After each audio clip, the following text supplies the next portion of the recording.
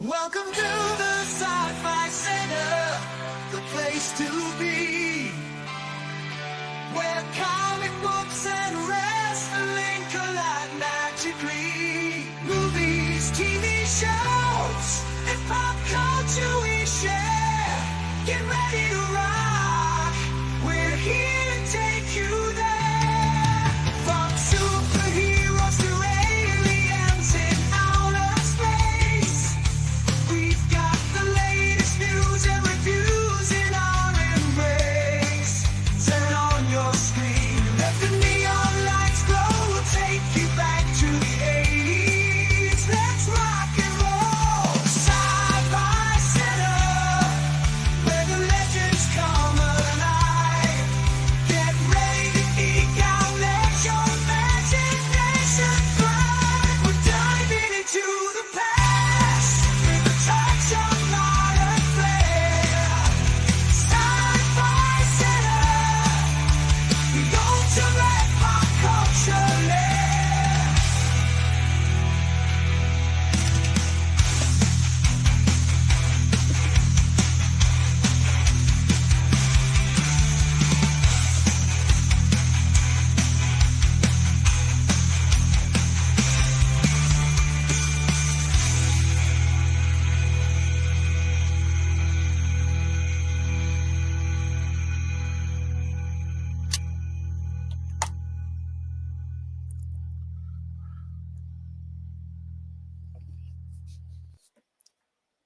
Happy Saturday. I hope you all can hear me. I hope you all can see me.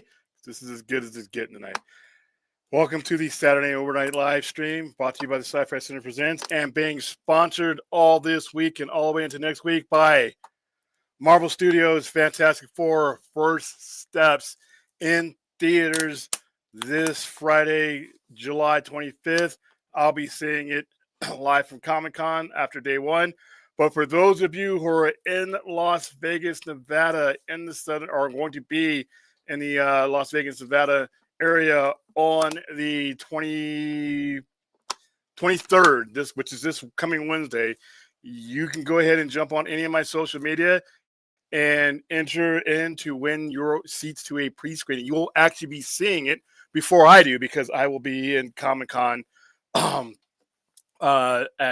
my flight leaves at like 8 and that screening is like 12 hours later. So you guys, I'm jealous. You guys that will be getting seats from me will actually be seeing it before me. But yeah, all you got to do is go to our social media, any Twitter, Threads, Blue Sky, any other one where you see this post, respond to that post with the hashtag Fantastic Four, spell out the word First Steps, and hashtag the Sci-Fi Center. I will be naming winners tomorrow evening around 8 o'clock Pacific time. So once again, Marvel Studios presents my most anticipated film of the year. The film I'm ready to start talking about, I think there's nothing left to say about Superman. I didn't think there was that much left to say after we did our stream last week, but we had one more day of it. But this is the movie I've been looking forward to for quite some time now. This is the one I needed to get to. This is the one that July was all about. I didn't care about Jurassic Park. I did what I needed to do for Superman, and now it's to the movie I actually wanted to see for as long as any of those were even mentions. So, yeah, Fantastic Four, First Steps, going to get my Galactus bucket. Here you go. All right, so pretty simple, pretty streamlined show tonight. It's not going to be very long. And these Saturday shows are probably going to end up getting shorter and shorter and shorter simply because when we first instituted the Saturday Overnight Live, way back when it actually started out on Friday. It started out as a Friday show. Then I moved it to when I was on the Poindexter Lounge. And then once we got our own channel up and running, I moved it to Saturday. But at that time, I was only streaming like once or twice, maybe a week. And then we were just basically waiting till Saturday to cover to basically wrap up the week. Now we have this Sunday weekend wrap up show and we stream every other day during the week. So there's less to cover on the Saturday shows. It's usually topical. So tonight's main topic is obviously Fantastic Four, with Fantastic Four coming out this next weekend and probably being one of the biggest movies of the summer. Wanted to make the connection. So because a lot of my viewers don't read comics, they obviously are aware of Fantastic Four.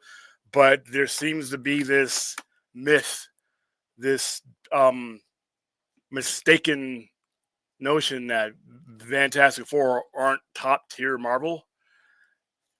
You not understanding that they are doesn't mean that they aren't. That's a big difference. Your recognition of them and how Marvel treats them is two different worlds. Make no mistake. Make no mistake. Fantastic Four, the first family of comic books and of Marvel, is a standard bearer.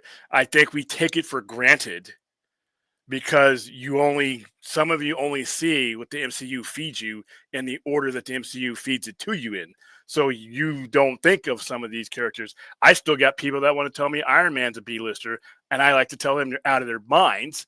But once again, if you come up to me and you tell me that, I automatically know that, okay, you're coming from a different point of view that you're just going to have to figure it out on your own.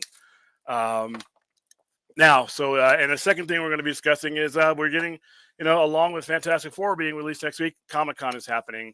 What the kind of things do you guys want me to cover while I'm out there? What kind of things are you looking forward to being announced at Comic-Con? What panels are you guys looking forward to me covering? What areas of, what aspects? I mean, there's going to be a lot happening.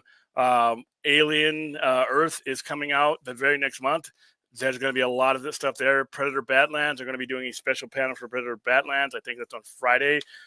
Peacemaker is going to have a panel and a very lightly scheduled Hall H. I don't think it's going to be as chaotic this year.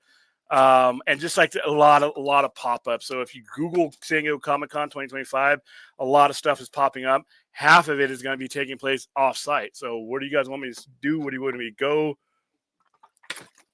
What should my priorities be?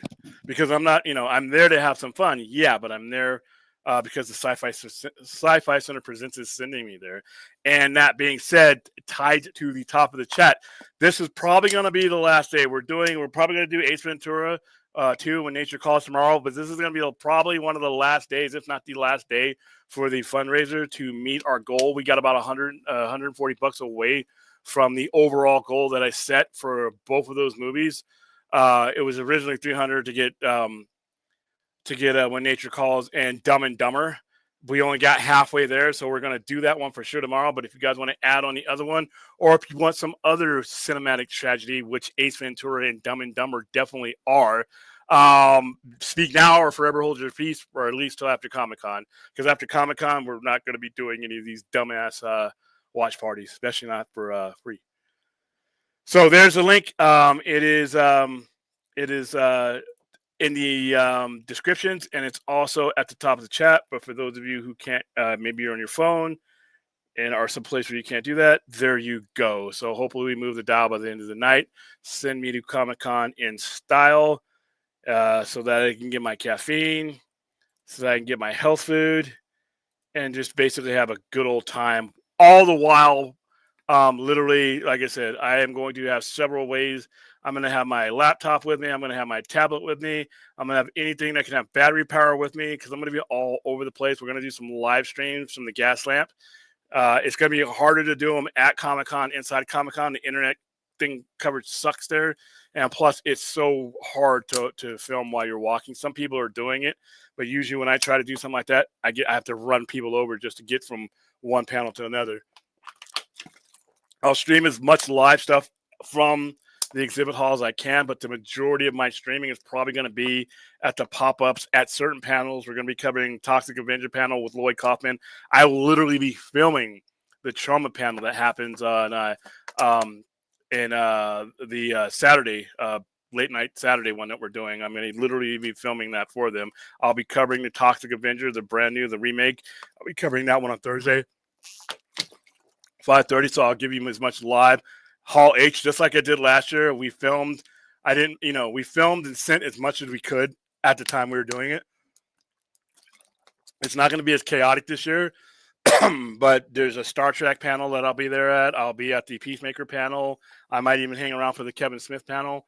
So start leaving in the comments things that interest you about Comic-Con, and we'll see how much we can cover. Because like I said, I plan on getting all my sleep before and after here in Vegas because I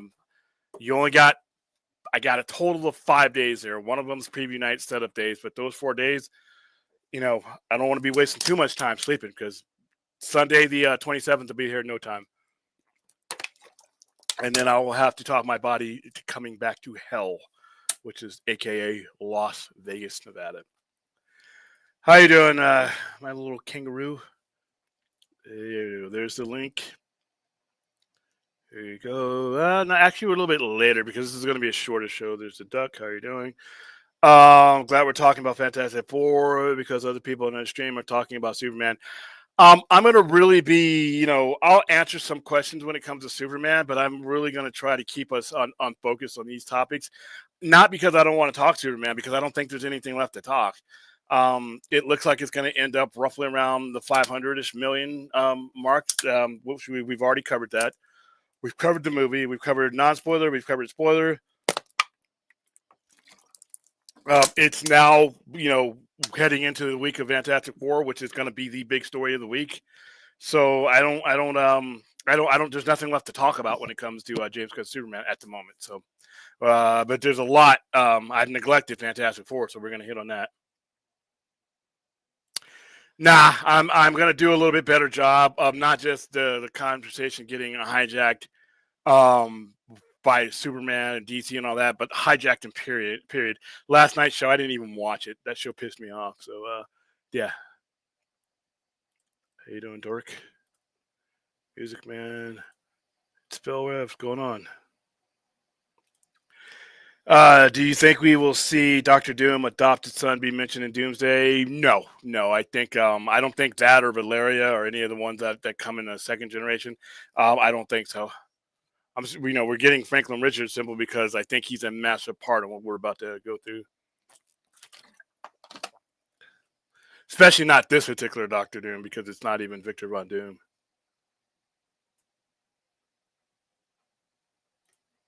Happy Saturday, Belle. How you doing? Go up to random stars and ask them how cool their characters are here. Chris Farley.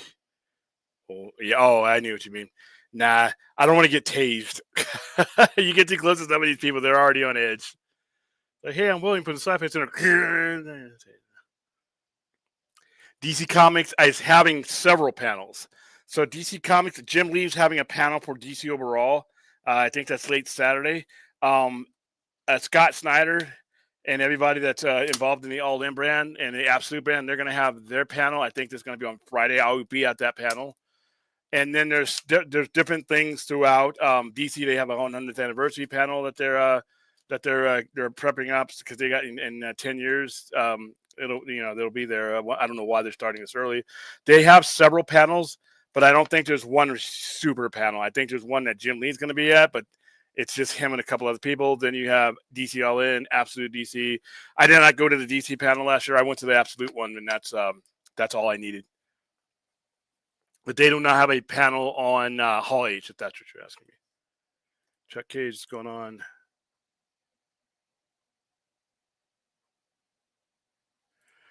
What am I going to go back to doing the album reviews or game changer albums of certain bands, a year of music after next week.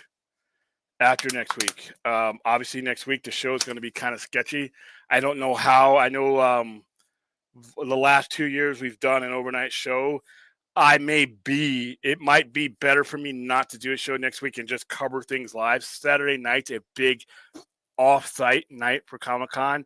So what might end up happening is I might end up having Brad be the anchor for those hours on the show, and I might be out covering things live, going from point to point live while we're on the air, in which case that will be the de facto topic of the show. So we will get back to doing the other stuff on our regular show the following week.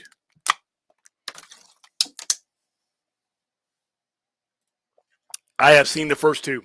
I don't think they're on a third one yet. I think it's maybe they're on a third one. I don't know. But I watched the first two. I watched the Gorn episode, and then I watched the wedding episode. So pretty intense. I thought they were decent. I thought they could have taken a little bit more risk, but I still, Strangely Worlds, I still love that show. I am going to get into that. That is the purpose of this show, where I think you should be getting into when it comes to Fantastic Four. I have some of the reprinted issues here. And then I have certain ones I'm going to bring up online. But yeah, there are, especially for those of you who are brand new into comics or you've been watching this show, but you just haven't you haven't seen the opening for you to step into a story like this. I'm going to see if I can help you out here. Over under 35%. We see Doom in at least one post credit scene. I not only do I think that's way over, I'm going to go way over. I think you're going to see Doctor Doom in the actual movie. I could be wrong. I just got a gut feeling that he's the reason for the collapse. I think that Galactus is trying to salvage Franklin Richards because he has to exist for there to be any type of replacement for Galactus or in that timeline. So I think Victor Von Doom or Robert Downey Jr., whatever version he's going to be, is going to end up being revealed as the person that's causing the collapse. I think the Fantastic Four, when you see them in Thunderbolts, they are escaping that world because it's collapsing. And I think Galactus is going to facilitate. He's going to sacrifice himself in that universe to buy them time for that universe to collapse and them to get out of it. So way over. So I am going to go ahead and bring in my co-host. I know I'm about at least 20 minutes into the show when he shows up because that's Brad's standard time. Hello, Brad. Probably Brad's coming from a jiu-jitsu competition today too. That wipe me the hell out. All right, and I'm going to give our next person who's going to be riding shotgun with us tonight, I'm going to have time to put on his shirt. On the waist and stuff like that. Right now, he's off screen. I can see this person off screen. But you guys can't see him yet, but I can see him. He's flexing, doing all this crazy shit, and he wants to come in and upstage me on my own show. So, all right, looks like he's ready. Hey, what's going on, Anthony? What up? What up? What's good? What's good, y'all, man? Yeah, I'd make an entrance, man. Yeah, just there you go. I muted Anthony. Look, listen, you can't show me up here. I got you. When if we were at the gym and you wanted to do that whole mirror stare down thing, I don't stand a chance. But here in my geekosphere, I rule. Yeah, you are the king. Here we go. Yeah. So hold on, let me see. So all right, so yeah, we're gonna cover that. We're gonna cover that. And like I said, I am doing this show because I'm tired of people coming up to me and talking to me in these internet things and. Well, Fantastic Four, what? Okay, so you love these MCU movies. If you put down the MCU spoon and pick up the actual comic book fork, you're going to find out that you're already in love with the Fantastic Four. You just don't know it. You just don't know it yet. So we'll get to that. All right, so that's it. Chat. How are you doing, Anthony? How you been? Doing all right, man. Doing all right. I caught some of you guys' last night's show. I'm sorry. Yeah, no, it was good. Hey, yo, actually, hey, man, I'm always interested in listening to financial talk when it comes because I'm not that good with that shit. But William, you always are as far as that, and Brad, you always come in with some cool shit too when it comes to bullshit. As far as no, man, you guys are great. But no, I was trimming branches this morning, 7 a.m. With an earbud in, listening to y'all last night show. I was asleep last night. I wasn't able to tune in live. But yeah. No, it was we came. Oh, so you're talking about the show before? Yeah, show before was in Florida. Last night was a train wreck, or this morning was a train wreck. Largely because of your fellow Georgian fucking up the show last night. Him and the chat conspired to just drive the Midnight Express into the ocean, but that's fine. Yeah. Today's a new day. This is the new show. I'm gonna be better today. I'm gonna be better today because I'm gonna ignore you mofos today. I'm gonna stay on topic. So Comic-Con, like get the donations going, and like otherwise tomorrow. Listen, I don't have any problem. Once I'm done with Nature Calls, I'm probably gonna have thrown up whatever is in my digestive system. So I may not have enough room to throw up anything else. We can just do the one movie. We can do the one movie. I'm okay with that. And see, guys, that is really you got to break out your wallets for that donation because William said right there throwing up in his digestive system. It's like that's just coming out the front end. We got to make sure everything comes out of the back end too. Just like with this guy right here, it's like we got to make sure that Okay, this is what I mean by fucking up the show last night. This is what I mean by not having any help last night when it That came scene is to hilarious, keeping man. the Sci-Fi Center Yes, it relevant. is. All right, Oh, this is what I mean when I say it was me against the world. It's like I'm pushing a mountain uphill. What are we doing here? So yeah, tomorrow. Listen, this is tonight's last night. I mean, I wheels up on early Wednesday morning. I will be getting on the Greyhound with wings. That is Spirit Airlines. I will be flying with a 45-minute flight. I'm going to be landing, and when I land and I step out in that ocean air and everything else, that's it. We're done. And whatever I have is what I have. So hopefully you guys can. I know you want me to cover Comic-Con in style. You don't want me out there covering me with a can begging for food. That's not the coverage I want to bring you. I actually want to be able to get to places. And like I said, Comic-Con is not cheap to do under any circumstance. You don't want to be out there ordering ribs like Chris Rock, man.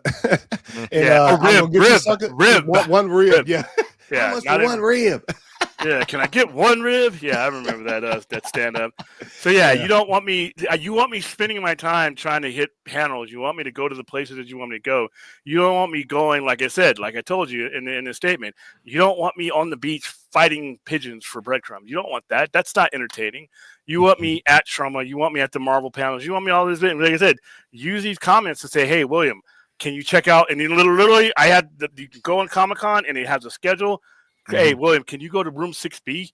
Can you go to room? Do you have it? And if I'm there, I'll go. Because that's when I'm going to be there. Like I said, my goal is to bring you guys along, like to have you on my shoulder, not as annoying as you usually are in a chat, but in a format like this to where we can engage. Because, like I said, most people in general are not going to go to Comic-Con. Yeah, it's just not. Either there's a distance issue. You're on the East Coast. You're either on the West Coast and it's super expensive. It's either food or Comic-Con, and that's an easy choice, especially if you got family, got kids. This is not an easy thing to do. If everyone in the world who wanted to attend San Diego Comic-Con could attend it, it would not be fun at all. If everyone could be there that wanted to, it would. You talking about like a massive amount of people now. I feel. What are you most looking forward to besides Fantastic Four this weekend? I'm talking about what particular thing from Comic-Con are you just like, believe it or not, it's Scott Snyder's panel, the DC All In panel, because last year that blew my mind. And it was weird because we were in July and it wasn't getting released until October. So all the stuff that he was telling us about, trying to get, getting people excited. And as soon as I got back, then I'm like, dude, you guys don't understand. This is good. And I said, even before it got released, even before I went to that panel, when I saw what he was doing, that's going to sell as shit. I started doubling my orders and stuff and getting my pre-orders in. And, for that, and it ended up being the best-selling stuff along with Ultimate Marvel. Absolute DC has carried the other half of comics. I mean, especially Batman. And you got that excitement from him last year. It wasn't just some dude reading, a lot of these guys get up in the panel and they're like, wow, thanks for flying me out here. This has been a lot of fun. Oh, now we're done. Is that it? Nobody questions again. No, Scott Snyder was up there like a minister. But he's happy, and everybody up there. Mark Waid, who's like I said, not necessarily the happiest person in the world sometimes, is up there like a little kid. Everybody involved in the project was happy to be there. After that, it's going to be the Trauma stuff. The Trauma stuff for me because of thank you, Lloyd Kaufman, and I do know he watches this show. He actually said he watches my show. Founder of Trauma. He's why I'm getting it. I even got a pass to Comic-Con because Comic-Con. You're going to have to explain this to me. You approved me for WonderCon, but you didn't approve me for. I think I'm the only person in the universe that got approved for WonderCon in Anaheim, which is a nice thing, but didn't get approved for. And then when I asked him, "Oh, you're a tiny outlet," I'm sorry. You approved me for WonderCon. What am I supposed to grow there or something? I don't get what you're asking me. Yeah. And I know some outlets that are even smaller than me that you blessed with both.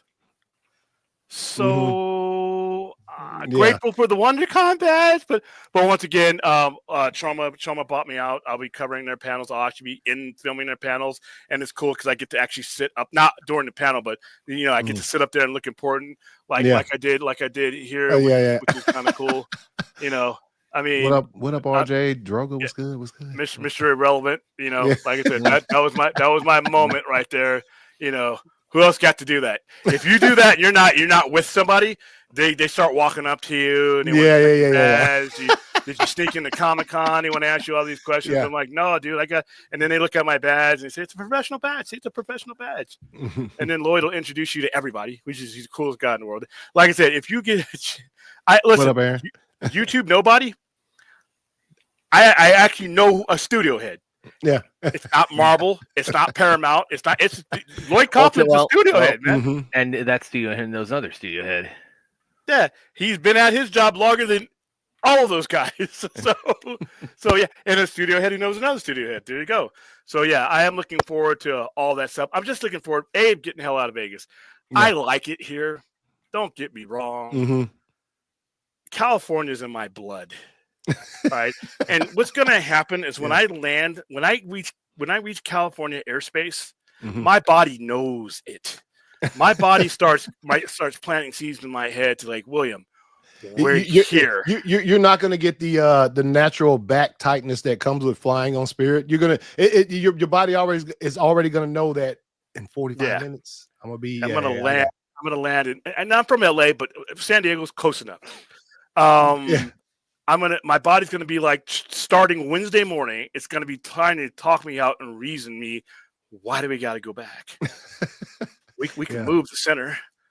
I can transfer everything down to San Diego, but then the reality will hit, and I got to go back and be an adult. But no, just getting out of there, just being in that atmosphere. Like I said, I'm taking advantage of the nightlife in ways that I could not do last year.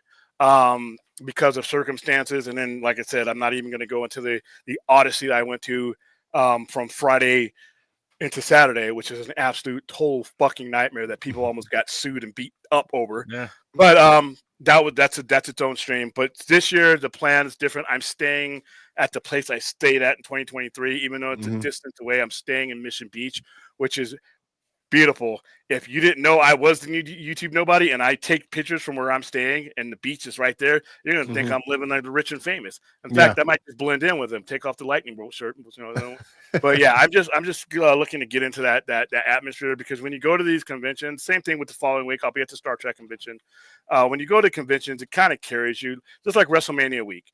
Going to the live events, going to communing with my geeks like that, in the shittier times in the year, I can just go ahead and flip up and hey, Comic-Con was this year, starting last year, and then it kind of floats you. So I'm looking forward to the entire event, but those in particular panels, I'm looking.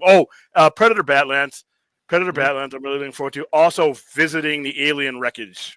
They actually have the alien wreckage available. So I'm going to go up to that, and we're going to live stream that shit if they let me. Yeah. So some of these things I will not. They will actually tell me to put a camera down, but most others, they want you to look at it. Go ahead. I'm still surprised. Now William's probably kind of actively avoiding any info on this, but I'm just surprised after the trailer we got this week, there's no Mortal Kombat 2 panel or anything of that nature at Comic-Con this year. That's right. See anywhere there is, this sourpuss next to me wouldn't go to it. I will go to it if somebody in the chat says I'm interested in Mortal Kombat. I'll do that. I am not going to be inspired.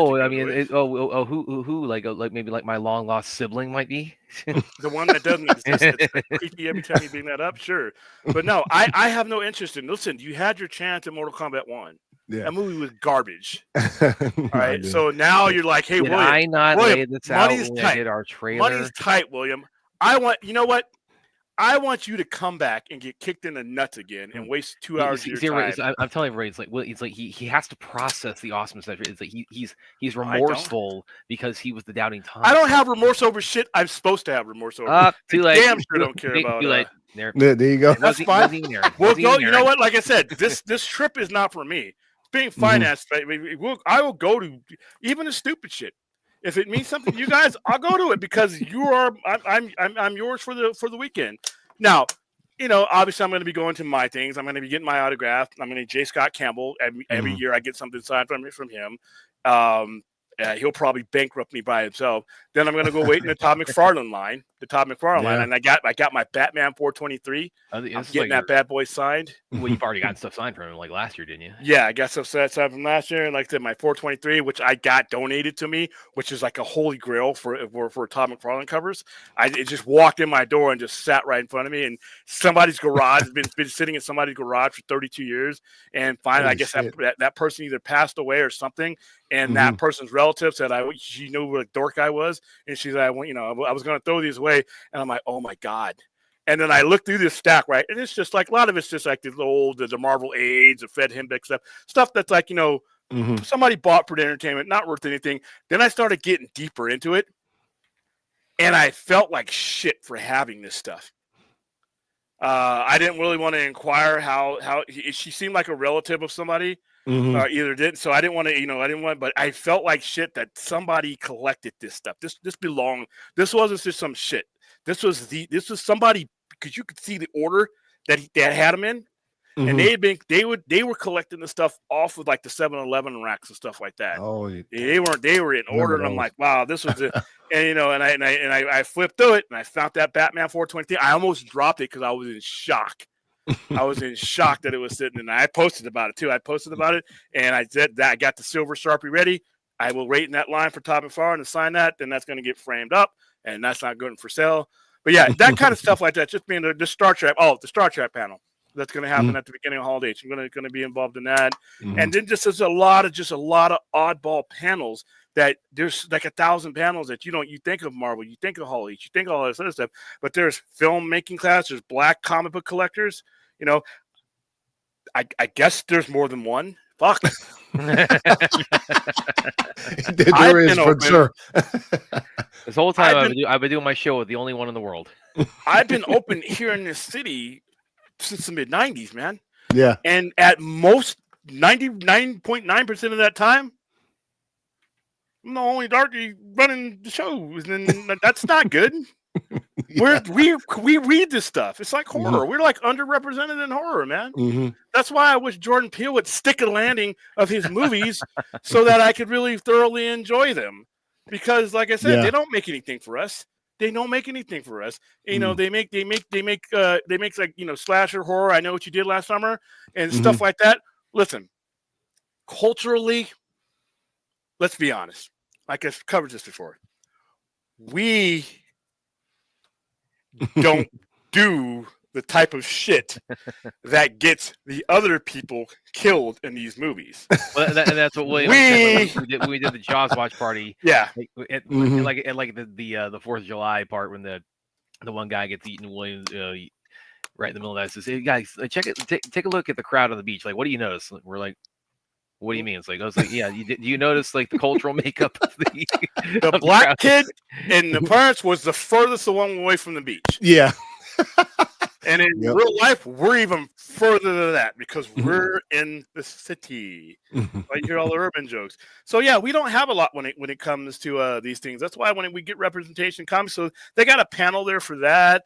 They got a panel for Hispanic collectors, joy, all kinds of stuff. I mean, filmmaking, independent filmmaking, minority filmmaking, how to get funding for a lot of this stuff. And if you really want to go get educated, there's no way you're going to leave Comic-Con without connections. I go down there and minimum 250 cards I come back with, because not only am I down there to have fun and eat unhealthy food and live good weather for 4 or 5 days. Yeah. And there are people down there that are supply chain people. That networking. Yeah, you can add to your supply chain, and plus you can come back for some deals because you don't want to haul that stuff back with them.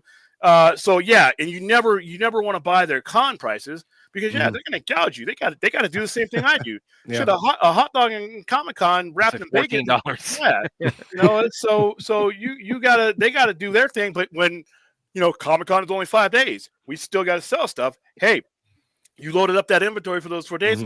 Maybe you're a little bit more willing to let's get a fairer price. I got a lot of things from my supply chain in the last 2 years that I've added because you get to meet the person, shake their hand, look at what they have, and you can visualize how it would do here in the store. They're giving samples away. They're giving giveaways away. These are things I put in my bag, and not just for free stuff, to take a look at it and, say, hey, is this something that will work here? So I'm doing that.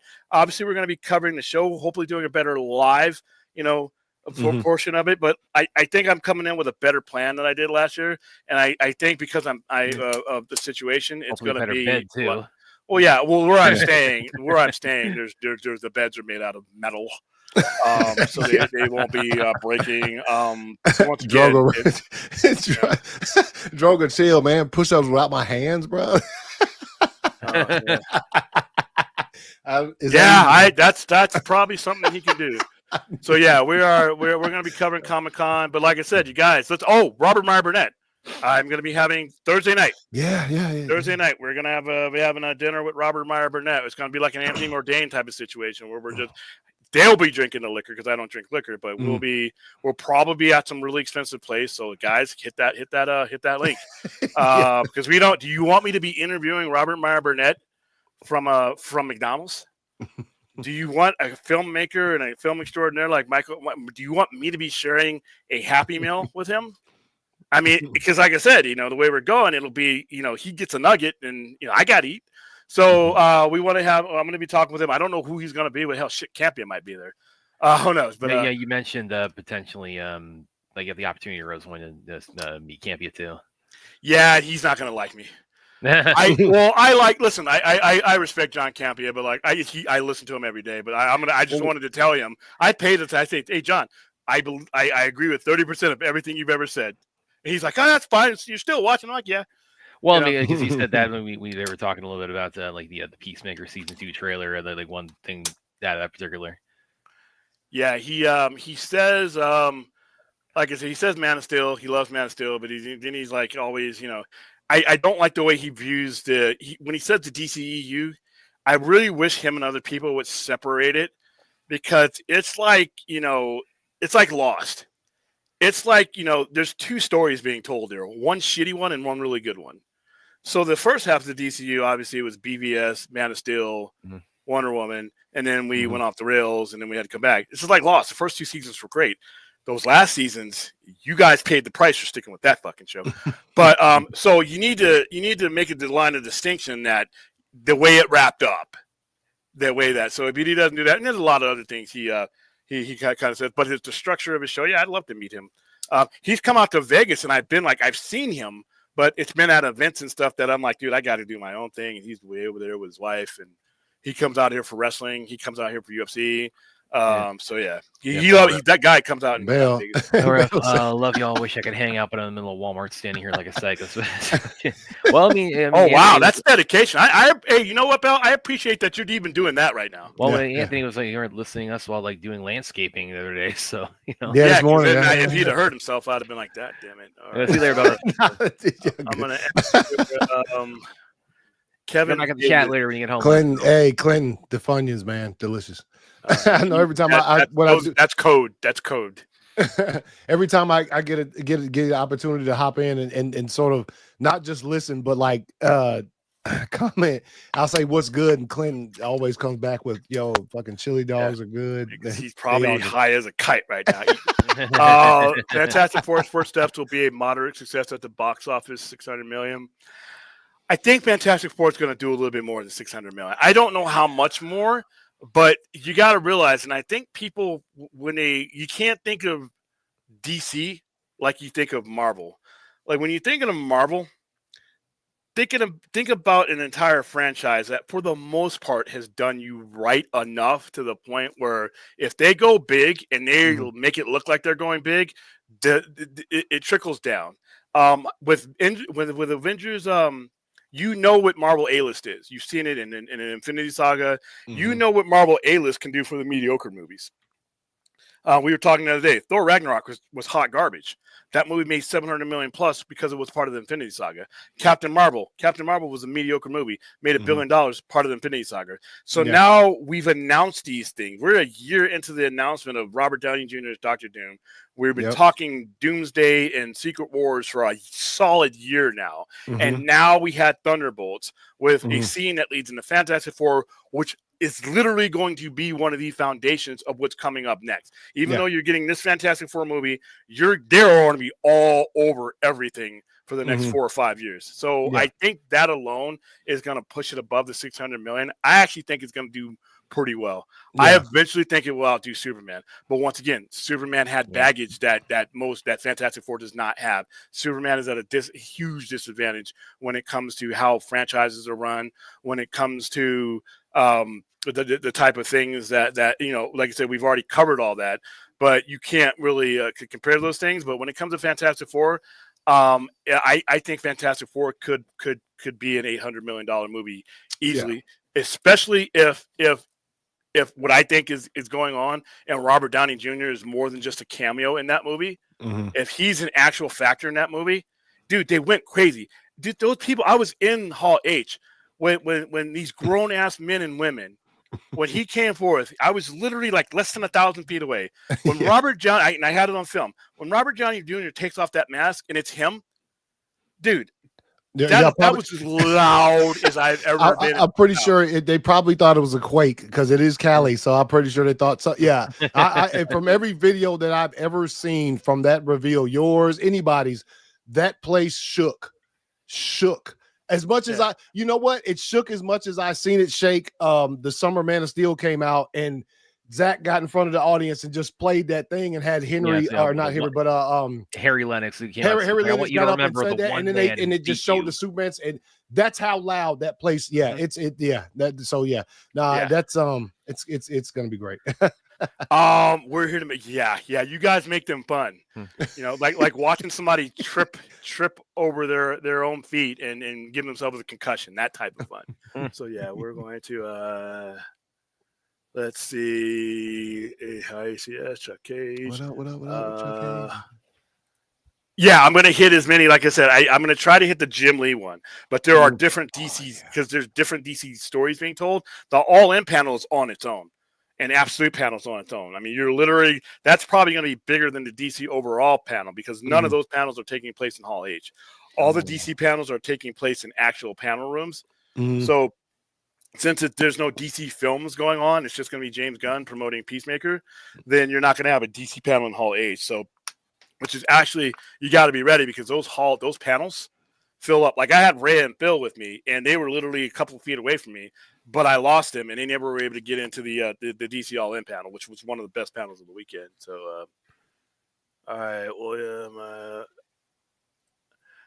Nah, I'm not going to do anything that's going to get me arrested. Listen, I'm good at not getting arrested. That's the thing. I know I'm not going to do well in lockup. I know I'm not going to do well in incarceration. I've watched Oz. I've watched all those things. I don't want to be in a cage with a guy peeing on himself. All right. I don't want to be in a cage with some guy talking about himself and then wanting to talk to me. All right. Because whatever misdemeanor I'm in for or whatever I'm in for, it now escalates to murder. So no, I need to stay from behind bars. I've lived my life. Let's knock on the wood. And no, we don't get into altercations. I'm the guy who walks away from okay. Even if I think I can take you, you never want to throw yourself into that unpredictability. Yeah, fighting hurts. Never want to. I don't care how big you are. You never want to. You don't know. Once you start throwing punches, everything's on the table. Yeah. And it's not worth it. It's not worth it. And then Lord help me if I lose my temper and I throw that one punch with my luck and I catch somebody right. Yeah. Nope. We're not doing no bump fights. There's other things I can do for burrito money. We won't get into that, but hopefully I won't have to because guys, the link is in the chat. I'm willing to watch some of the dumbest shit ever made. Look at that. Look at that. There's nothing here. There is nothing on these covers of this merchandise that says, you know what? I'm not going to end up dumber for watching any of this. You're literally going to have to watch something else. You're going to have to turn on PBS. You're going to have to turn on Lauren Green's Animal Wildlife. You're going to have to turn on the Discovery Channel, Shark Week, something educational to replace what you are going to lose by watching any one of these. And you have a chance to dumb in yourself by watching both of them. All you got to do, 140 more? 140 more, and we're there. 140 more, let's see where we're at. Because I can take it. Brad's the one who can't watch scary movies. I can watch these movies. I'll do business. Well, scary movie, it's like, again, there's there's live footage in Ace Ventura, Way Nature Calls, of what the entire script writing process of these scary movie franchises. But I think I have it here. Let me see if I can find it. Yeah. You're gonna if you get us kicked off, dude, I'm banning you from the show. And if you get us kicked off for bullshit, I mean, if we get kicked off for like Blade Runner 2049, but if I get kicked off or demonetized for something that should have never even existed to begin with, then yeah, we're gonna have a problem. Yeah. Here it is. Here's the footage of the writing process of Scary Movie. We'll dive down real quick, William. No, Yes. Fuck you. No, they need to see, they No, need to understand my disdain Fuck for the you. script. We don't need to see any of that. No, we're keeping the dumber of the two things that we could possibly anything up. Is that like a stock picture, or like do you have them on VHS? No, that's a stock picture. Oh, okay. Are you what? No, I was just asking. I wish I had them on VHS. Ask me if I possess these movies in I was any asking form? you guys. I thought if any one of you guys had owned them, I knew it was going to be Brad, but yeah. I would rather have an ostrich peck my dick off rather than ever own these movies. I can't believe you asked me that, and I would never admit to it. There's some classics, man. There's some classics. Damn right. Dude, if they weren't VHSs, the only uses that they would have would be to wipe my ass with them, but that would hurt. Yeah. Garbage ass movie. Let's see. William, you said while you're there, you're going to try to set up a meeting with the people who set up SDGT and see if they can permanently move to Vegas with this horrendous traffic that is San Diego. Well, listen, you got like the cult out there that does not want San Diego to leave there. I can understand why. Listen, I'm about to get on a plane and oops, yeah. Take that off, Brad. No. Okay, well, you know what? They need to see the writing process of Scary Movie. It's like that's why I pulled that. No, they don't. Okay, I'll keep this up the whole time, man. I don't care. No, because right now, see, this is why nobody takes our show seriously. Aaron, I like that she put the taglines in the chat. Let's see. Betamax. Damn. No, the primary the reason why out of the way they can't see us now. it's gone. It's already. No, get the. Oh no, hold on. Well, that's because you screwed it up because you can't play around. Yeah, you can't play around with StreamYard and put two things on there because now it's frozen. See, could have left Westfall enough alone. Well, to answer your question, this is a good question because we answered this question last year. There's the right Scary Movie there. We answered this question last year because this is a problem. This is a problem with San Diego Comic-Con, and I got into I don't know why it was a Facebook channel because I'm saying that it could end up in Las Vegas, and this guy, your city is horrible. It's built with hookers and gambling and soulless. Yeah, so what? America. It's fucking America. Yeah, exactly. Right. Every city. Yeah, okay. And I told him, you're taking this shit out on me. I give him the articles. I'm like, the people who run the nonprofit that runs Comic-Con International are bringing this. I even brought up an article while I was sitting at Comic-Con. I brought up the article in the show we did last year. Right now, there's a reason why they're doing 1 year extensions, because the problem you have with San Diego Comic-Con is the limitations. Everything since they opened up in 1989, they opened up the convention center. Everything about Comic-Con has gotten more expensive. Now, when you add the Hollywood element in most years, it's got even more expensive for them to do. It's expensive for everything. It's a nonprofit, so they don't draw profit on it. They have their museum, and that's how they make the money for the museum.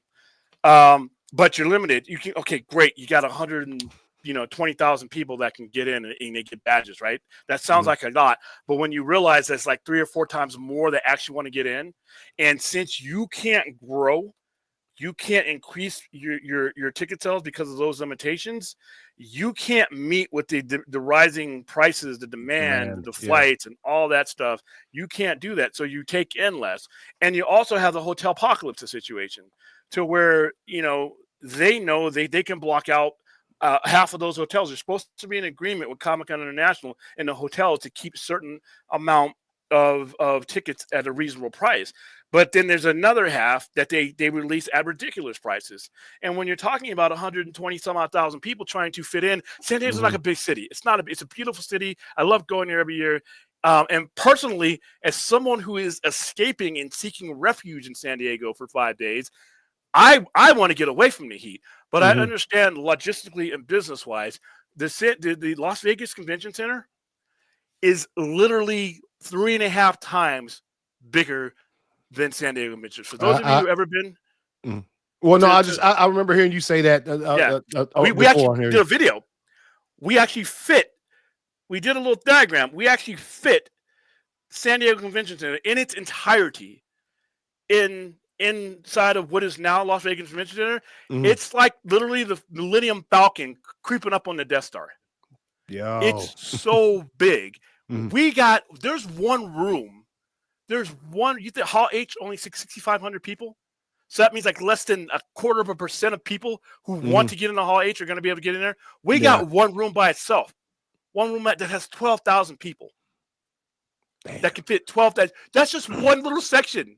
We got ballrooms that can fit 19.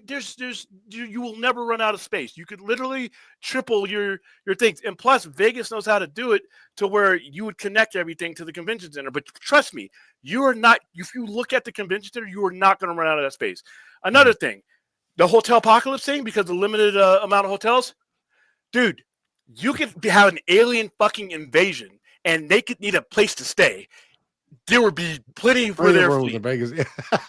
You are never going to run out of hotel rooms. We pull in 500,000 people in here for New Year's Eve, and we still got rooms left over. So something like Comic-Con, we could accommodate. Yeah, we got stadiums, we got places out here, and so it's a real. People don't want to. You bring it up like, oh fuck you, man. What have you? Listen, I'm from California. I'm with you. I don't want to be. Well, it's too hot. You know what? There's this thing I invented years and years ago. William Carrier, he gets credit for it. When I invented the air conditioner, that was so you didn't have to be outside. Yeah, we get millions and millions and millions of tourists out here, and they're out here right now, and the heat's not bothering them because when you go inside, it tends to cool down because of my invention.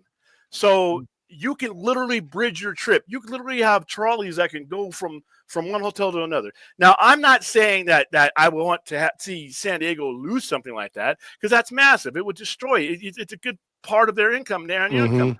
But here's the thing, though: if they won't expand, they won't give them the money to expand. They don't see, the county and the assemblymen don't see the reason to expand. They won't do anything with the hotels. There's no way. You just so limited expansion that if they're going to keep it sustainable, then they're going to have to do something.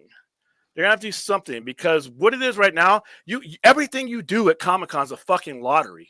Yeah. You got to, if you want to get a badge, you got to sit up early in the morning in September, waiting to get let into a little itty bitty room where you may win something. So you may get tickets. So Vegas is like, we don't want to limit people who come here. We want everybody's money. Yeah. Lottery, fuck that. You want to be here? You're here. That's it. So another thing that San Diego needs to consider is instead of trying to, make this Hall H thing. I know, it's cute. Every Hall H is in demand. Yeah, but you get 6,500 people in there, and everybody else who wants to be there, they feel left out. Especially if they waited too. If they waited, yeah. 100,000, 120,000 people and 650,000 get in. That's kind of fun. And I've been through what you have to do to get in there. You got a baseball stadium literally I can see it. When I peek out the window of Comic-Con, you see Petco Park. Why don't you get with Major League Baseball and say, why don't we make it so that the Padres are on the road for this 4 games, and then we can fit as many people as you want to in a Hall H. You could literally have another part of the convention, not just Hall H, but you could literally build out for those 4 days Petco Field. And when I was there last year, the last 2 years I've been in Comic-Con, they've been on the road. Yep, they've been on the road. They came back and played the Dodgers, my Dodgers, the next day, but they were on the road 2023 and 2024. So why? That's just sitting there. You got a football. You got all these things out here. For some reason, you can't come to an agreement to use those. Listen, when Vegas was going to lose the rodeo, and a whole bunch of other things, guess what? Sandboy Silver Bowl sucked for those type of things. When they needed to have a stadium and things to compete to keep UNLV and all these things, it's relevant. Now we got Allegiant Stadium. Now they bitched and moaned. We don't need a stadium. Why can't we? And they're always saying the same stupid shit. How come we can't put that money somewhere else? Because if we wasn't speaking about the stadium, nobody would be putting that money forward. We've had schools here for like 80 years of this entire state's existence, right? Or however long it's been around. Why weren't you thinking about all this other shit until we decided we needed to build a stadium?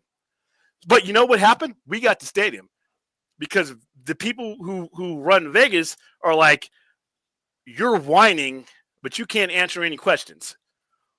We're doing and creating jobs. We've got WrestleMania here, and those motherfuckers may never leave here. I think WrestleMania is just going to stay here. Yeah. So WrestleMania pumped a lot of money into our economy. So the Super Bowl the prior year pumped a lot of money with soccer. All these things, when you build these things, you build revenue streams. But the gals are always wondering, we don't need that. They'll be out there working, sweeping up the floors of the stadium for a good dollar. So that's what San Diego needs to do. And like I said, do I want to have it here personally? No, because you know what? Hopping out of my bed just to go to something that's here already. There's something about getting on that plane and getting the hell out of wherever you are. Being somewhere else for 4 days, having the illusion that you may not be living a shitty life and your job doesn't suck and the place you live, the weather doesn't suck. You hate your neighbors, you hate everybody around you for 4 days, 5 days maybe. You can be around your brothers and sisters, your fellow geeks, and it's a euphoria. I need to get out of here. So yeah, I don't need to talk to the people who set up SEDC. They're not threatening, but last year during Comic-Con, during their annual meeting, they said, hey, something's got to give. The biggest complaint we have is people can't get a hotel room. The biggest complaint after that is people can't get in. We need the money to fund this, and the only way they can do it is to raise prices. And then you got a whole other kerfuffle because times are tight, and the same shit you've been going to for 6 or 7 years just hiked up in price because we can't sell additional tickets. It's a problem. I would love to see San Diego keep it because I like going out there every year. I like lying to myself. And I heard that New York Comic Con is getting bigger and could be bigger than San Diego Comic Con in the future. Yeah. If somebody ever wanted to fund Amazing Comic Con out here, which is a pretty decent Comic Con, they could throw some money about that because, like I said, they can hold that here. And that's something that Comic-Con and it's the city of San Diego and the county of San Diego. It's them. Those are what they're up against. The tradition of having this thing in San Diego is why it's still there. Yeah. But if you look at it logistically, if you're being non-sentimental, if you're just looking at how can I sustain this? How can I grow this? Somebody's got to budge in San Diego. It's like the Chargers. You don't want to build a stadium? Then guess what? We're gonna go back to the second largest market in the world, and then you'll be holding signs threatening the owner. How could you do this to us? I'm like, listen, dollars and cents. Emotions don't pay for shit. I found that out. All right, you getting your panties in a wad will not pay a bill. So when somebody comes to you and says, "Hey, we know we got at least 250,000 to 300,000 plus of people that will come here and pay this Comic-Con money." And you know what happens when people like that? That's 150,000 more people that coming into that city, dropping a lot of money. Even the Starbucks that we go to, they're dressed up as superheroes. It means a lot to them. And when you see that, you don't want that ripped from them. But at the same time, I can see what the CCI guy is talking about. It's like, dude, our bottom line, we're a nonprofit.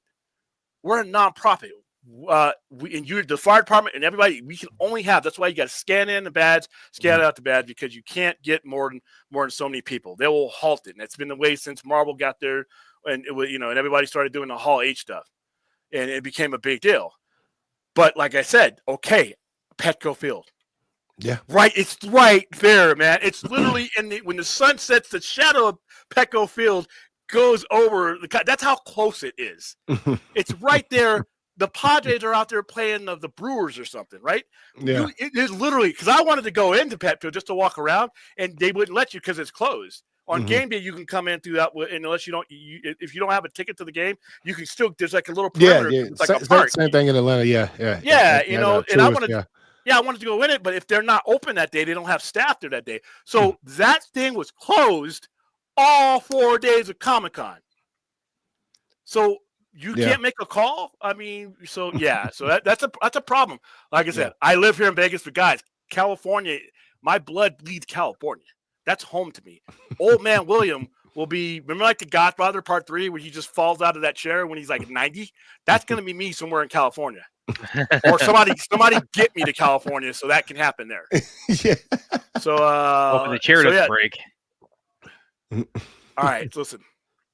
Hopefully the chair is relax. That was a once in a lifetime.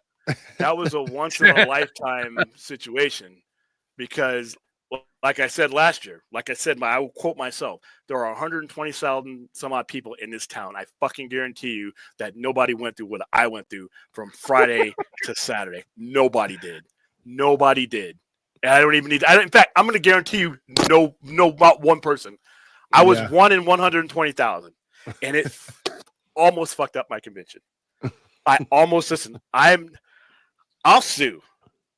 I'll listen. You get leeway with me. Hey, Mr. Powell, we're sorry about that. All right, great. Me too. But unfortunately, we can't. And that's where all right. When you have done this, and when I explain to you what I've been through, I can't be in your vocabulary. That's you can't tell me some bullshit. So we can't get you another room tonight because all right. It's 12, 20, 1 o'clock in the morning, almost 2 o'clock in the morning. So I'm like, okay, well, where am I supposed to go? Well, we're going to work on this for you. And they did. They worked on it for me. But then, then I got the in-between guy. There's always the one. There's when you have, like, complaints, there's always that middle fuck. And there's the person who starts off, oh, I'm so sorry. And I'm like, I could have been killed. And then there's the final fuck that actually gives a fuck that helps you and can take care of you. That middle guy doesn't realize he's in the middle. And they always say the same shit, no matter if it's AT&T, no matter if it's Cox, no matter if it's anywhere. When I want to speak, you're not, I don't think we have any more to talk about, sir. Let me speak to your manager. What do those bitches always say? What do they say? Well, he's just going to say the same thing. And that's where I clench my fist, wishing I could force choke you wherever you're at. And I tell him, and I told this guy last year, if hearing it from you was important, you would be the boss instead of the person I need to talk to. Yeah. So listen, lackey, get me to your boss so I can start the process of getting you fired. And it's the last guy. And when I got to the last guy, I got food. They gave me liquor. I don't drink liquor. They gave me a case full of they put me in a place with a little refrigerator. I just opened it up. They gave me the key, said, hey, take whatever you want. I opened it up. There was some Canada Dry in there. That's what I had. They had beer in there. They had wine in there. They had the glasses on top of the thing. I'm like a non-liquor guy. I mean, that would have been crazy if I was. They gave me a food voucher. I went and got my food. The bed was a massage bed with like one side. It was huge. You guys saw behind me. The bed was huge. And, they gave me cable. They gave me all the cable channels and no pay. Whatever I wanted to watch, I was going to watch. And that last person took care of me. But I was doing that all through Hall H though. So while me and Ray are in Hall H watching the thing, I'm getting texts and calls. So I'm having to get up and walk out, during certain panels so we can set up. When I got done with Hall H, we weren't, I was so tired. I went 38 straight hours without any sleep. Wow. 38 straight hours without any sleep. Now I've done that. We've done that before. Military things, deployment. But I didn't think the stuff I did in the Army, when I was doing it in the Army, I'm like, I'm never fucking going to do this again. Camping. I'm city folk. I went camping. People say, you don't like camping? No, I went camping. I went camping with a rifle. I went camping with a uniform. I went camping with a Humvee and some tanks, and I didn't like it. I didn't like it. And I said I would never do it again. So the whole 38-hour things, And then, like I said, I was on energy drinks. I took so much caffeine. I thought my heart was going to jump out of my chest and jump into someone else's. Rippets, man. It was like it was crazy. And at the end of that stream, if you watched that stream last year, I looked like I was about to do a hostage video. That's how tired. And Rhea was with me. Rhea's all chirpy and happy and good. And she was with me. Yeah. And her eyes, she got the little sacks under her eyes, and but it was fun though. We were glad we were there. But yeah, but that whole chair thing. But this or bed thing. This year, I'm staying at Mission Beach. It's beautiful. I mean, Mission Beach itself. I'm going to be streaming from the beach. Hopefully, if I can get some Wi-Fi on there. So yeah, I'm gonna be enjoying myself. But I'm going to be covering this though, because like I said, the Sci-Fi Center, this branch of the Sci-Fi Center, which is our media branch, is sending me out there and making it possible. The Vegas Convention Center can handle a load of SEC kind of stuff. They literally, dude. I'm not shitting you. It can handle 3 of them. Yeah. it is like 2 million square. It is so big, and when you see it, you realize you think you've seen the whole thing, and now they've just added another section to it. It was already big enough to host 3 Comic-Cons simultaneously. They just added another piece to the death. It is massively big, and like I said, we took a little drawing, and we took the San Diego Convention Center, and we literally put 3 of them inside. No joke. That is not an exaggeration. You guys could Google how many square feet is San Diego Convention Center, and then Google how many square feet is the Las Vegas Convention Center, and it's massive. You will not run out of space there. You might run the risk. What you might have to do is you might have to section off the convention center so that everybody's compacted, so it won't look so empty. That's how big our thing is here. And I'm not joking. Yeah. And like I said, it's so hot. Yeah. All right, guys, the heat argument. I'm living here. I'm roasting here. I understand. But when you're a tourist somewhere, you know you're coming to the desert. You know all this and the prices and all that. And by the way, yeah, Vegas can price gouge you. Resort fees. They got some shady shit going on out here. But I know what people are paying for those resort fees in the hotels, and I know what they're getting bent over in San Diego. Yeah.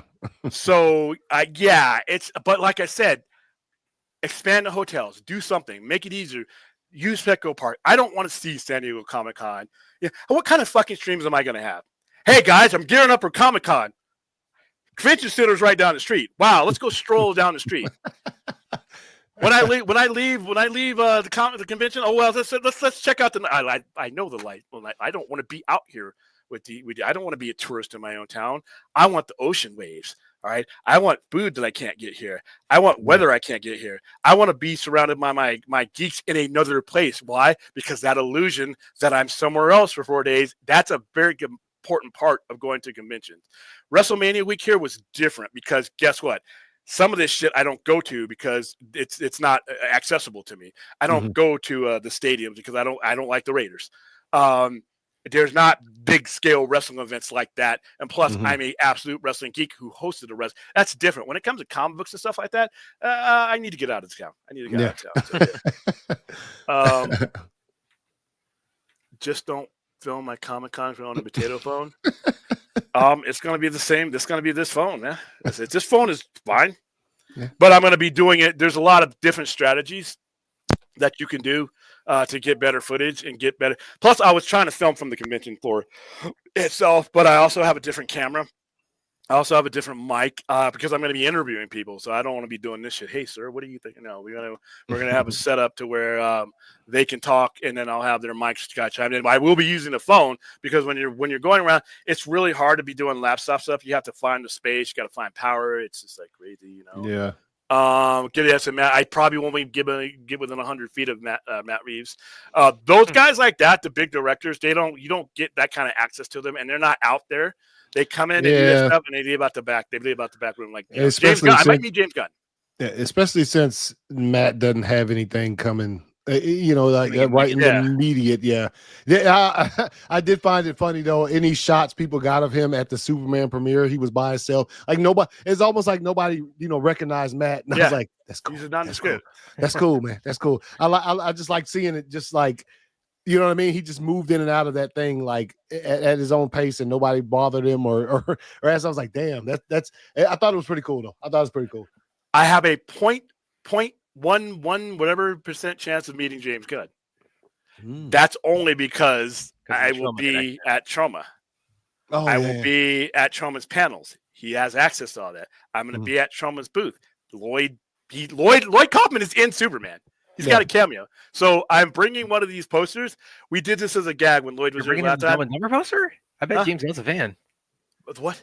I bet bringing the Dumb and Dumber poster? I'm sure James Gunn's a fan of Dumb and Dumber. I found it easier to ignore you while you're talking, so we'll just continue that trend. No, when we did the Guardians of the Galaxy 3.0, he's in that. So I had him sign our Guardians of the Galaxy poster. He was in there for 2 seconds. But he's in Superman. So I have a Superman, a little mini poster. I'm going to bring it down and have him sign it to you. Just out of hilarity. Here's your cameo. But no, he prior to James Gunn shooting up and becoming DC head, I sent Lloyd a text, hey, can you hook me up with an interview? He said, send me the questions you want to ask him.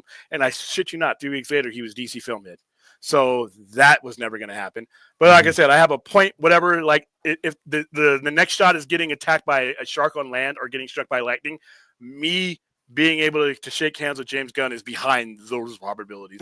But if there's a shot, it's a shot. If I'm there, it might be like, it won't be planned. I'll be able to wave. Hey, can I get a selfie? And that's it. And before they tackle me and throw me out. But as far as like Matt Reeves, any like that, you're interested in the image? Sure. All right, great. Wonderful. In terms of super chat, a tanning. If you use the PayPal link, you want to see me tan? Give me $100.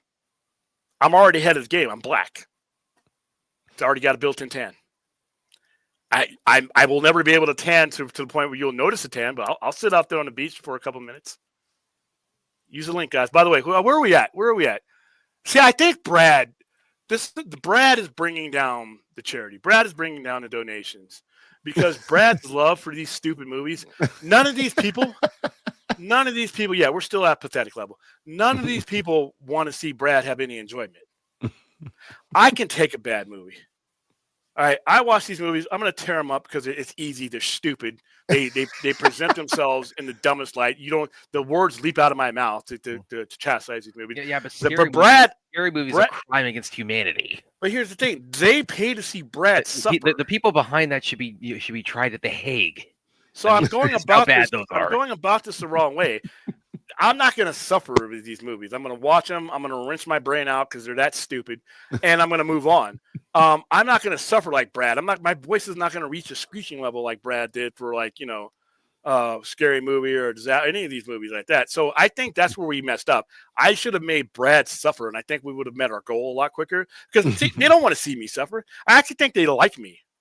Right? They definitely like me more than they like Brad. They pay to see Brad suffer. They're not paying to see me suffer. Well, you just ponder the fact that when you're on your deathbed, like your life is flashing before your eyes, you're going to have to come to terms with the fact that you actually, on your YouTube show, you permitted a Scary Movie watch party. You're going to have to, and not only that. No. We did it. What did we do it for? Did we just do it? Did we do it out of the kindness of our nuts? No. It doesn't matter. It doesn't matter. Yes, it does. No, yes, it does. It doesn't matter if you solved world hunger doing that. No. We did it for commerce, son. We did it for commerce. You're changing the conversation. I'll do stupid shit for money. There is no problem at all. It's not like Scary Movie is not like a tattoo that I can't get rid of. Yeah, I watch that movie from my brain. It's on your legacy. Right? Just like tomorrow. I'm gonna watch this looking back over your life. When you're looking back over your life, you're going to have to reconcile. All I got to do, my retort is, I permitted. I got paid to do it. I got paid to do it.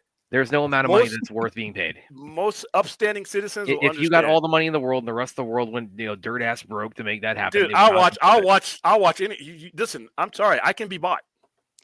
I can be bought. That's not a legacy move. You're gonna have to reconcile. It's like I sold out for Scary Movie and Meet the Spartans. I sure did. I sure as fuck did. Cat in the. I got the cash. All right, dude. Male to male, fourth. This obsession with another man's pants. I don't know what to do with you. I know. I listen. I don't mind whatever you swing. I don't mind. I know you don't. Your obsession with my pants under any circumstances is fucking creepy. I don't understand it. I didn't understand it when it came up. I didn't get on my thing. Oh, I'm going to move these because this is going to be a huge 11th month long saga with these creepy ass chat people obsessed with the pants that were hanging up behind me on the door. Does Fourth live in Vegas? Nah, he lives in Empire. He's on the other side. He lives close enough. I tried to kill him on the ladder, but it didn't work. He made it. You're distracting me. He's supposed to be stopping for dinner right now. All right. You got sinners. Puerto Rican. That's black. Hey, listen, Puerto Rican. Listen, you're colored. Listen, I know we all have our heritages where we come from. If you're from Puerto Rico, you're Puerto Rican.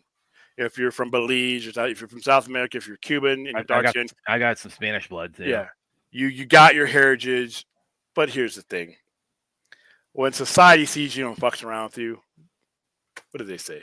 Before they even hear you, think you're black. Get 1/10 of black in you, you're black. But why? Because that's the dominant features that they see. Barack Obama has as much white in him as he does black. What is he considered? The first black president. Yeah. Well, it is what it is. Something Steve Byrne talks about is he said, like, you talk about like being mixed race, like would it be okay? Well, you got to pick something that as like the shorthand. So it's like you pick whatever's like the most. Well, a lot of times you don't even choose it. Somebody who looks at somebody else does for you. That's like Tiger Woods. Like he's black Asian. He's a black golfer. Yeah, he's as much Asian as he is black. Yeah. Tiger Woods is, because that's that's the category. Long before I was on this earth, we didn't have all these sections to fill out. Extra plus and all this other shit. White, Hispanic, or black, and I'm not kidding. Yeah. When you filled out stuff in school, when I was in school, white, Hispanic, black, there wasn't even an other. Hey, no, yeah, I can't. I know I was out of high school the first time because I'm mixed. My father was white and my mom's is she's African American. So like the first time I actually seen the option of multiracial on one of those things, I was like, what the fuck? Yeah. I was out of high school. Yeah. I was probably 20 years old by the time I saw it. Yeah. Yeah, because you know what they did for other? They looked at you and put down black. And I'm not kidding. Yeah. Your teachers in school, when they were doing their surveys of how many, because they had to, they broke it down by the categories. You had 3 categories. Did they have that on the when you entered basic training? Did they have was it like white, black, Hispanic, or other? No, I entered in '93. No, it was white, black, and they didn't care. And in the military, definitely didn't care because that was the one place you could go where you could have put down fucking plaid. We're gonna treat you like shit equally. Yes. Are you a warm body? Yes or no? That's We're gonna treat white folks like shit. We got a Pakistani guy in there that immigrated and joined the army. We're gonna treat him like shit. We're gonna treat black people like shit. We're gonna treat Mexican. We don't care what you are. Yeah. Get down in front leaning rest and do these diamonds. Can you do those? And that's what it was because our drill sergeants. They were from everywhere, dude. We had Puerto Rican drill sergeants, we had black drill sergeants, we had white, and they were all crazy because they watched that damn movie in 1986, and that changed being a drill sergeant from that point. Once they saw R.E. Ermey, everybody wanted to be him, waking me up in the morning with the trash can, and now you can't. And there's drill sergeant that not from America, and you can't even understand what they're saying. And then when you can't understand it, you get fucked up even worse for that. Yeah, we had a guy from Puerto Rico. And you just had to figure it out. Because when you said I couldn't understand you, drill sergeant, that just opened up an entire can of hell. That not just you in basic training, it wasn't just you that paid. Everybody paid, and then they hated you. One thing you're gonna learn. I mean, military wise, the few will fuck it up for the many all the time. All the time. One person can't finish eating fast enough. We all out there throwing up our lunch, doing push-ups. The one guy when we're doing the run, that one guy who falls out enough, and then what we got to do? We got to stop. We got to run in place. I'm already about to die. And now we got to wait for this guy to get caught up. And if he stops and passes out, guess what we got to do? We got to run around in unison and go get him. And guess what? To torture him sadistically for passing out. Guess he now is the pacemaker.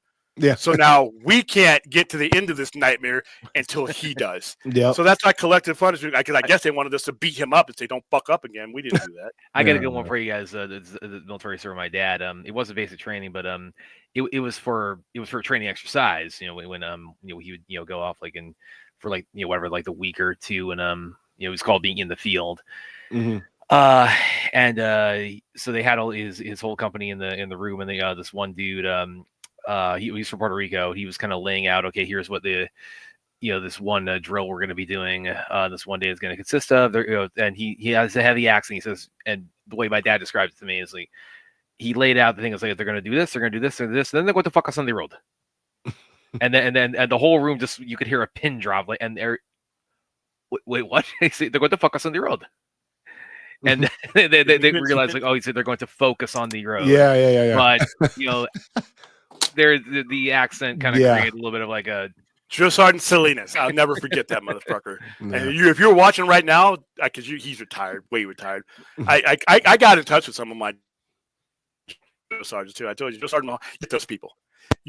Not only do you not forget those people, you start seeing those people everywhere. You might run into a Walmart and be like, "Is that fucking Drill Sergeant Mahoney?" Yeah. But you realize it's not. You see some crazy guy with his eyes bulging out of his head and looking like he did back then. You're like, could that be him? But then you realize, nah, he's old and fat now. He's like, nah. Yeah. But you don't have nightmares. You don't have nightmares of those guys, but you have remembrances. Yeah. You have memories of those guys because, like I said, I went into basic training before they got soft and did the whole. Oh yeah, apparently they've really like kind of like gone. Yeah, they've gone it. There was no females in our basic training class. They beat the fuck out of you, dude. Joe Sergeant Washington, Dwayne Washington. I'll never forget you. Fuck you. All right, because this dude, and I told this story here before. This dude was like 5'6", 5'7", but he was strong as hell. We were in Fort Sill, Oklahoma, and we were at the second bay, so we were upstairs. Mm-hmm. This motherfucker, because I wasn't laughing. I'm like dying holding this rucksack. And he's like, "What's so funny?" I'm like, "Dude, it's nothing. What am I gonna do? I'm not laughing. You're laughing, aren't you?" No, I'm not. I'm like, so finally he just snatched. You have this rucksack. We had two of them. We had one in the back, one in the front. Don't know why we were doing that. It was just suffering. Yeah. This guy grabs the one part of it that you can grab with one hand because I'm connected to it. He drags me up the stairs. 2 flights of stairs. Drags me. I'm bouncing along. I'm trying to get up the stand. He's just dragging me. He goes into these bays. I'm the first person in a Bravo battery that gets to see the bays, of course. Mm-hmm. He tosses me across the bay into a locker to the point where I had to readjust myself because the door bent to this word. It's like, you think it's funny? I'm like, clearly not, dude. Yeah. He's like, you're not gonna make it to you're not gonna make it to basic training. I'm gonna focus on you to try to get you to quit. And I'm like, sure. At this point, I'm like, what am I fucking doing here? Yeah. And then he would just be sadistic. And I'm like, and I told him one time, we're out there running. And I'm like, you know what? I'm an easygoing guy. Do I really need this in my life? One day he fucked me to the point and I told him, you know what? Permission to speak freely. Not only am I going to do this, you're going to pin my shit on me when we're done. Yeah. All right. You're going to pin when basic training, when this shit is over, October 3rd, 1993, you are going to hand me my certificate. You, not the fucking general, not the battery commander. You are going to come over to my parents who flew out there. You are going to tell them what a great job I did. And you are going to tell them how much you fucked with me and that you didn't think I was going to be there. And I'm going to watch you say it. He went up there and shook my dad's hand. He was a military guy. And he said, hey, your son, we threw everything at him, and your son persevered. Yeah. And then he walked away. I'm like, that ain't our deal, but fine. Yeah. Hey, Drill Sergeant Dwayne Washington. Yeah. Fuck that guy. Bell came back at the perfect time. We did the conversation. Oh, yeah. The military talk. Imagine if my flight could get. That's happened before us. I get on another flight. I've had flights canceled when I'm in other countries. I mean, my flight to R&R got canceled. I mean, and I'm in like Hungary or some Budapest somewhere where I'm like, I can't even go outside. I don't know what the hell I'm going to do. I'm delayed there for like 5 or 6 hours. Canceled flights, part of flying. That won't bother me. I'm going to find a way to San Diego though. Don't trust me. We'll get there. How far of a if you had to drive? How far of a drive is it? Like it's about 3.5, 4 hours. Oh, actually, no, it's a full 4. It's 285 miles away. Oh, okay. It's a lot of gas, though, man. When gas around here, it sounds like the gas like here flight times. like the flight time is pretty much like it's basically the flight time from like Savannah to Atlanta. Like Yeah, it's nothing. They roll out the peanuts, and the plane's taking that dip. Yeah, to it's get whenever Yeah. whenever I flown to Atlanta for Savannah, and we used to do that. The family when for my grandparents passed away when they were living in Ohio at the time. We would like take the connecting flight from Atlanta, and I mean Atlanta for Savannah is literally just take off and land. I mean that's what the flight is. Mm-hmm. Paul, I had your thing highlighted. Did we address your question? I'm shit. Aaron says, question. He said, A lot of women, yeah, there were, but not in my MOS though. I was. I had none in basic. In my MOS, there was tons of them, and Yeah. that started people's careers off the right way because they were banging the hell out. Say hi to Elijah Wood and Peter. I'll wave, but I'm probably. You know what? Lloyd is going to be on that panel. And if I'm close enough to the panel, Lloyd Kaufman, dude, if he'll introduce me to anybody that's there, either one of them cats, dude. Come on.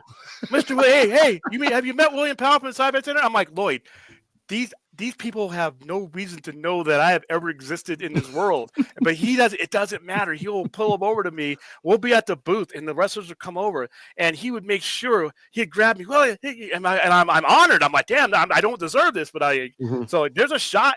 I'll wave to them, but I'll try. But I'm definitely going to be at that at that vacant cemetery. Okay, so we're gonna go down. All these pants. Fuck all you guys with the pants emojis.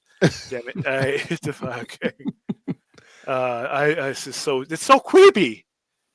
Yo, one thing I did remember hearing from y'all. Was it last night? Where you guys were comparing sort of I said, Brad, when I read, I had not. I did say no. You guys were talking about the Captain Marvel. It's because you guys were going back and forth about sort of Captain Marvel came out right in the middle. The best thing about that movie, I'll tell you, it was the post-credit scene. That's the only reason that anybody ever remembers. But which led to Secret Invasion. Ooh, it came out right in the middle of the lead up to Infinity. So it made $1 billion, and then the Marvels comes out, and it's not in the middle of any kind of anything, so it doesn't make it. I remember you saying last night you thought if another Thor movie came out and it's I think that. I think the ceiling on that is 450.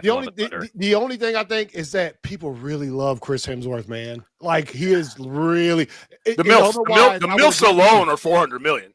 Yeah, And if they can't find a babysitter, the MILFs got to bring the kids with them. So now you got 3 ticket sales. So they really, and I think I really like Chris Hemsworth. I mean, I probably would love to sit down and have a beer with that dude. If he retweeted one of my tweets a couple years ago, and it's fucking like I made a comment or something about the Extraction 2 trailer, and like he retweeted that shit. Like, yeah, you should watch that. And I was like, oh shit. Yeah, but no, he's sort of that's the only thing with the Thor. I agree half-heartedly as far as if another Thor movie comes out and it's not like related to anything that's happening. It might not make shit, but people like Chris Hemsworth, man, and I think that like it probably would make some money just off of him alone being a part of it. Because man, look, man, Love and Thunder fucking trash, dude. Yeah. It is not good to me at any stretch at all. So even Christian Bale, man, and I thought like, yo, Christian Bale's gonna kill, and he does. You know what Christian Bale does. He's in a whole other movie for everybody else. Yeah.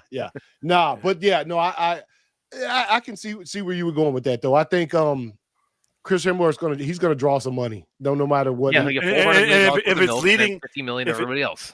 If it's leading to something like if it's leading into anything, it's gonna pull in the same 700 million. Pull another way.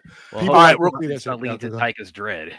Real quick, he won't be directing. ACA's Rebel Moon Nemesis. I thought number 1. I thought it was pretty decent tablet read. Have any read? Not yet. I have not. I'm gonna get on that. Yeah, I will.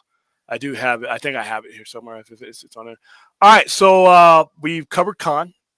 Mm-hmm. Now we're gonna cover my most anticipated. Well, not just the movie. We're gonna cover Fantastic Four, and I'm gonna start with the comics because apparently UMCU heads think everything was given birth to in the movies. Iron Man is Robert Downey Jr. to you, and that's it. The Thor is Chris Hemsworth. No, believe it or not, these characters, like I said, Robert Downey Jr. to them.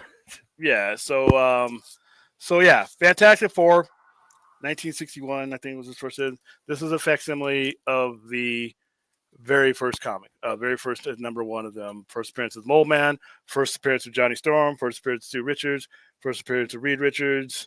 This is Ben Grimm. This is the reason why this is so important, because if you take something like this, which is widely considered the first major Marvel comic, and you take something like a Detective Comics 27 and a Action Comics number one, something like that was being told literally as the world was going into war. You can the fucking moth flew in here. You can see the era that bleeds out through Fantastic Four. Fantastic Four came out in the early '60s. We were done with World War II. We were done with the Korean War. There was no Vietnam War right now. There was no president assassination.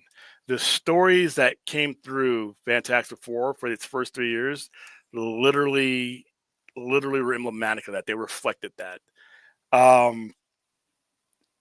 Family, everything that was represented. I mean, even though we weren't in a hot war at the time, we were still in the Cold War. We were still in the fear of nuclear age, or what nuclear age could do to us. We feared UFOs. There's two things they were fearing back then: UFOs and the atomic bomb, and what radiation could do. Almost everything Stan Lee put forth in the first 3 or 4 years of Marvel had something to do with radiation. The Hulk, radiation. Spider-Man, being bitten by a radioactive spider. These four going up and, coming near a solar flare that gives them special powers. All of which would have killed each and every one of these individuals, but it's a comic book, so we're good. So you had the Cold War.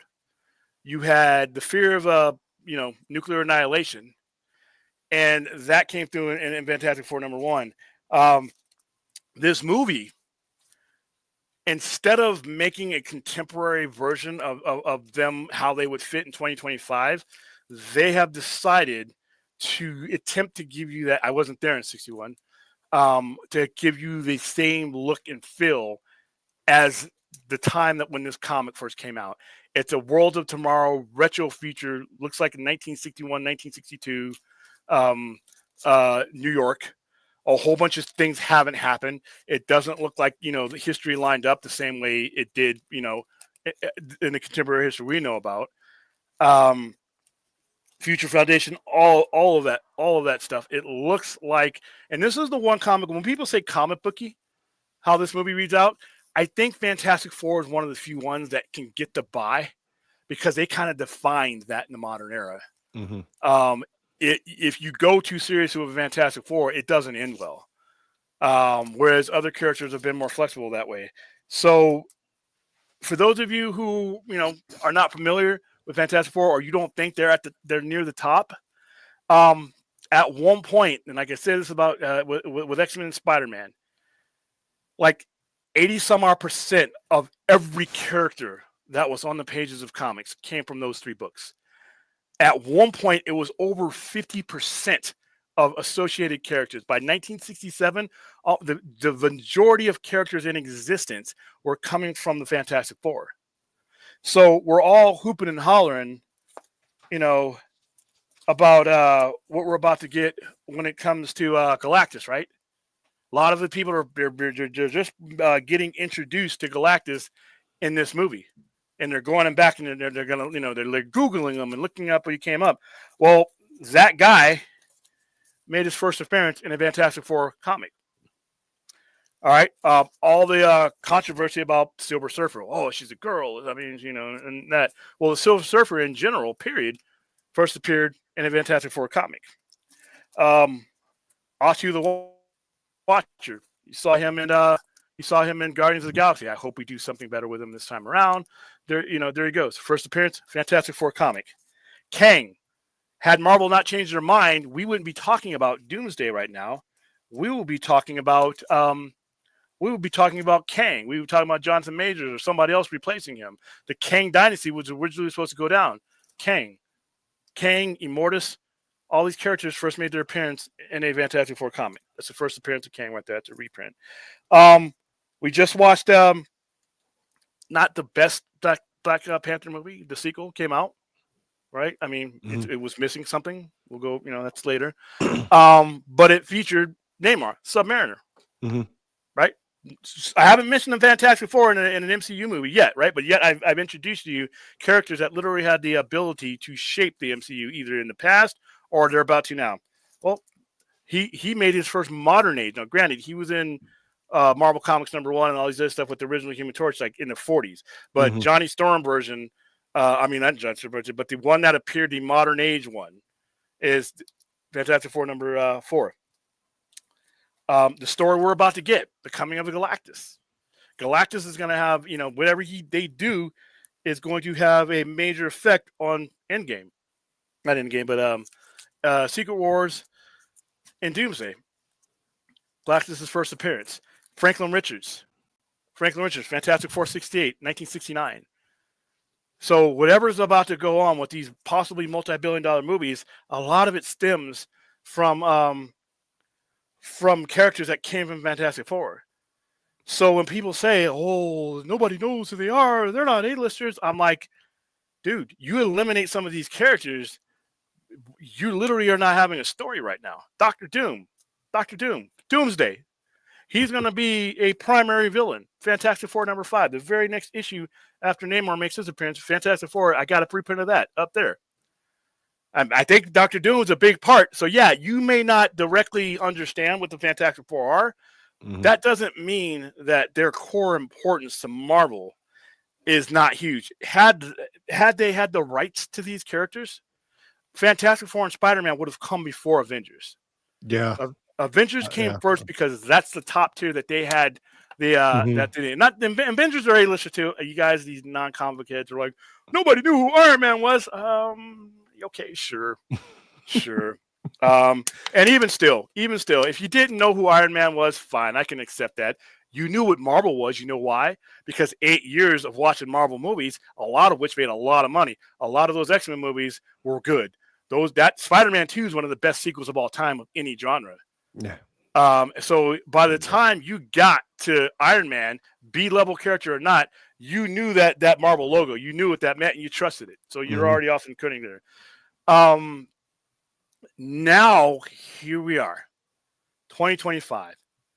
All right, 17 years after the MCU made its debut, we finally have the characters that can make this work on a level that was not working before. You can make quality movies out of one of the intellectually dumbest villains ever in Thanos, then you can take this to a level that we've never seen before. I actually think this next wave of Marvel movies is going to be superior to what we've seen. You're going to have a better villain. Yeah. A better villain. You're going to have new characters because guess what? Fantastic Four, even though they were the first, they were not. This is their first into the MCU. Now, reading material. So we're going to start with, like I just had in my hand. Right now, don't get the reprints. Get the reprints. You get the lottery, go get the originals. But right now, these are available for you. Get the reprints. I think the coolest thing about these is they have the ads and everything in them that were in there in 1961 when these things first came out. You get the feel of what your dad or your grandfather was going through. You get that environment. These are cool. Obviously, the first appearance of Fantastic Four is a big one. You can skip first appearance of I have it over here. Fantastic Four #5, which is the first appearance of Doctor Doom. He's going to be a major part. You don't have to get Fantastic Four #4. I mean, that movie, unless you're going to see him again, and I don't know what that's happened, but literally the story that this is all about is going to be the coming of Galactus. And then when you see in these trailers that whole apocalyptic sense of doom that they had, what that is supposed to reflect is, once again, the nuclear war aspect. If you grew up at any point in the Cold War, up until that wall fell in Berlin, you were living under the gun. We all thought we were what, 10 seconds from midnight?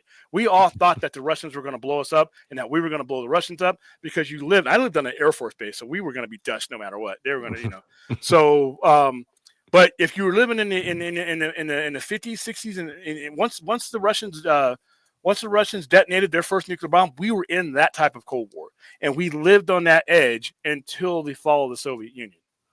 So when you watch those trailers, Galactus coming and the impending doom, and it's longer. It's not just him coming, here's the ship, here's the Silver Surfer, here's Atu, next day. No, in the movie, it looks like it takes, like I said, she's pregnant when the Silver Surfer comes down, and when you see it again, Franklin Richards is not he's an infant, but he's got some growth on him. Yeah. So we're telling this story as a 1960s Cuban Missile War crisis, or doomsday, because I wasn't alive during that crisis, but my parents were. Anybody who was alive, they thought the world was going to end. Yeah. And that's what this was coming out. Literally, this came out right before the Cuban Missile Crisis. But we had a whole bunch of near misses. There were Russian submarines that were mistaking solar flares or whatever for signals being launched and almost blew us up. That shit was really happening. We were on the edge.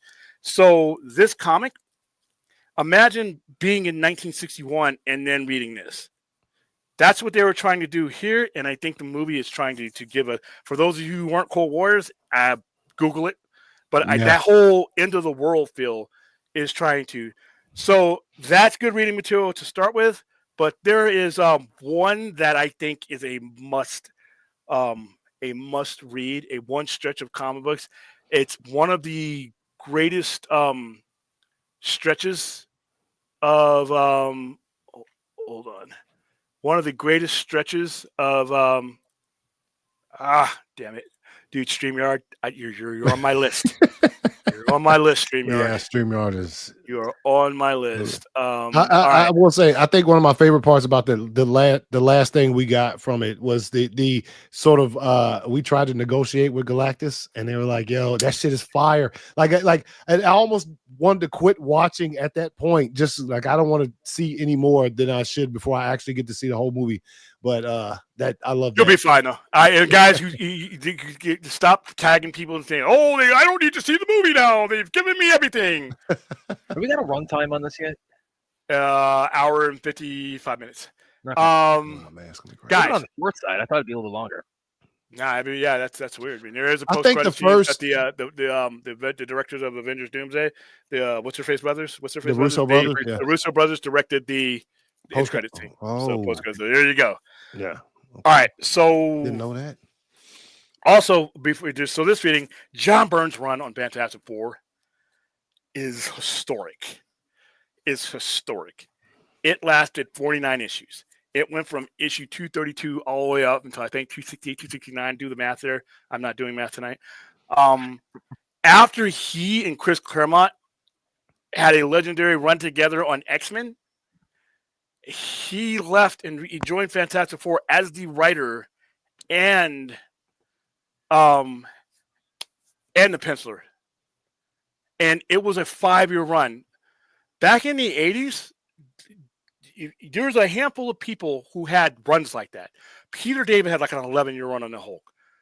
Chris Claremont had forever on X-Men.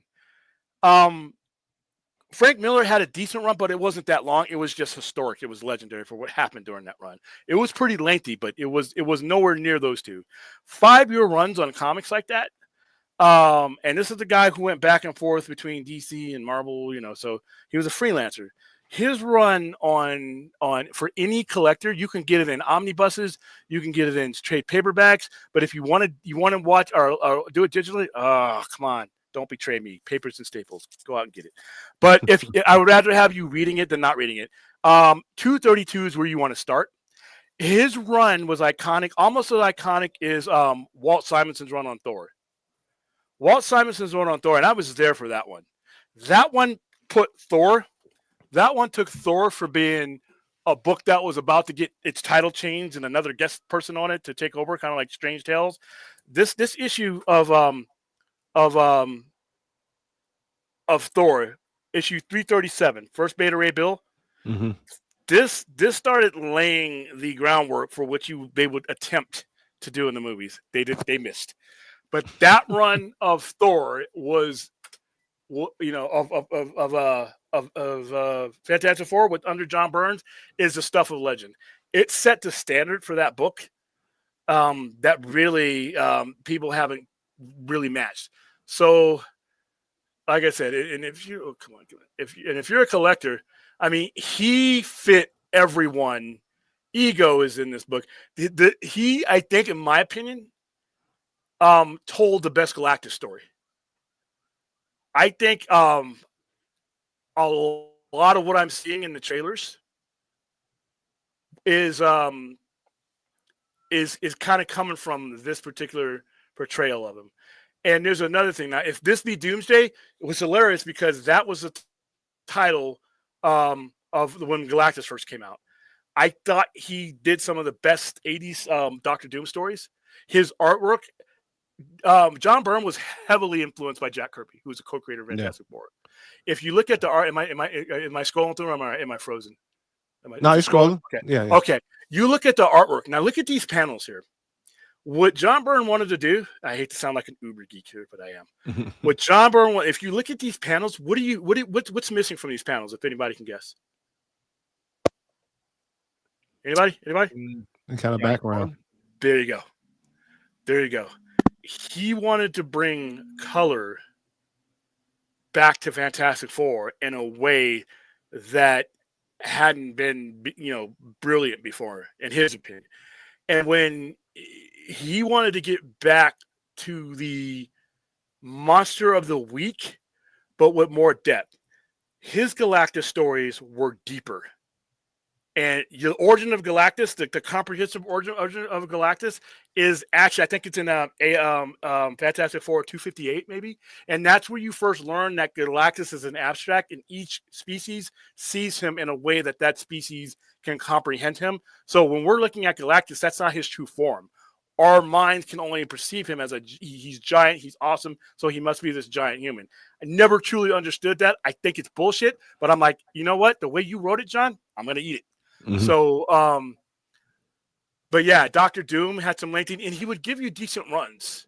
And everybody that the Fantastic Four associated with it was always here. Quicksilver. He was married to an Inhuman. There's Lockjaw. All these characters that you would see, and when you start reading his run, if there's any run that proves my point of how intricate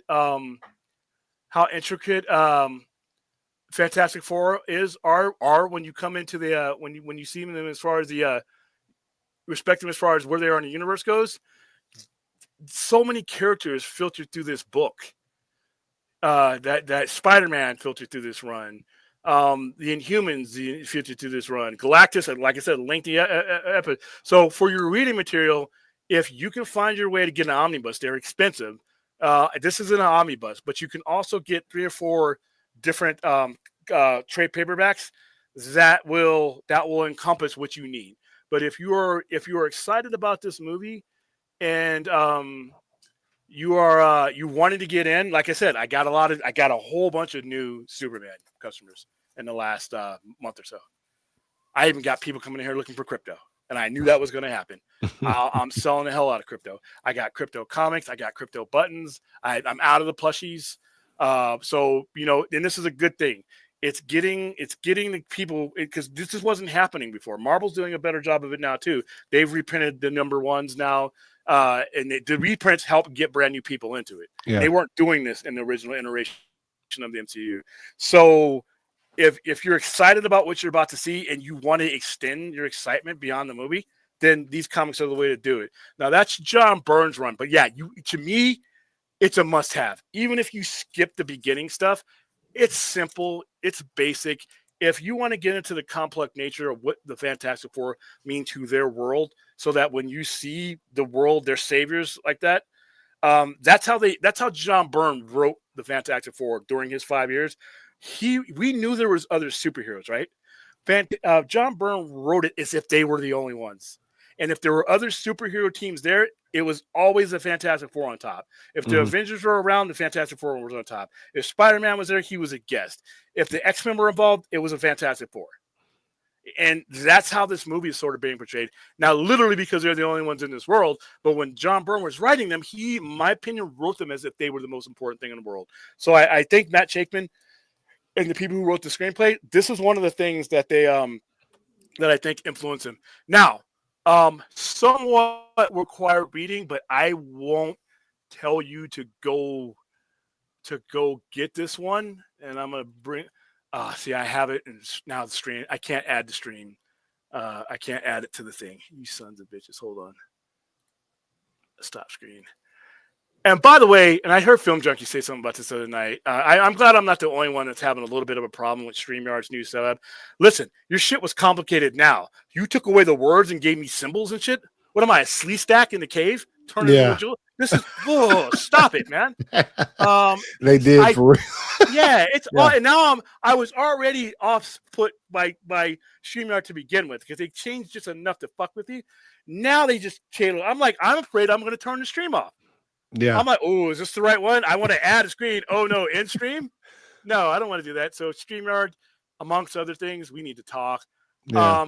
So that one is that one I think most important is now this I brought this up before.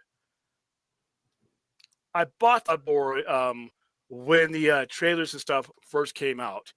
When we first saw him looking for Franklin Richards, and a year ago when we found out that the surfer was going to be Charlie Ball and not Norman Red, and it's Earth X. It's Earth X. The fact that Charlie Ball is the Silver Surfer in here, that's the only story where that takes place is in Earth X. Because in Earth X, see, it's a really kick-ass story, and I wonder how much they've brought this over. In Earth X, not only is Galactus not just eating worlds because he's hungry, he's eating them because he needs to control the growth of the Celestials. Because if there's not that cosmic balance, if there's too many Celestials, they will cause hypertime to collapse. So they have planted, just like in the movies that we've seen, the Celestials have planted eggs. Cosmic eggs all over the universe, and when those eggs hatch, you have a new celestial, and that species is gone. So what Galactus is doing, he consumes the power and the worlds that have those cosmic eggs, so that those celestials can't grow out of control. So he's sort of benevolent in that nature, and that's what he is in here. Not only that, Reed Richards in this story, in all of his somewhat infinite wisdom. Now, when you read The Coming of Galactus here, how they stop him is Atu the Watcher interferes and sends Johnny Storm to Galactus's ship. So they do visit the ship, but not for those reasons. Mm-hmm. And he lets them know of a weapon called the Ultimate Nullifier. It's the most powerful weapon in the universe, and it can erase Galactus. All right. I know it's the 60s, but if I have something that's so dangerous that a Human Torch-sized person can grab, I think I'm going to have that with me. I don't think I'm leaving that in the crib. Yeah. That's like leaving your gun out on the kitchen table in front of the window. And that's the thing that's going to protect you. Yeah, but anyway, it was the 60s. We bought it. Well, I didn't buy it. I wasn't born. But so in Earth X, everything goes to form, just like it does in here, except Galactus does not, I hope nobody's messaging me that I'm frozen. Galactus does not relent.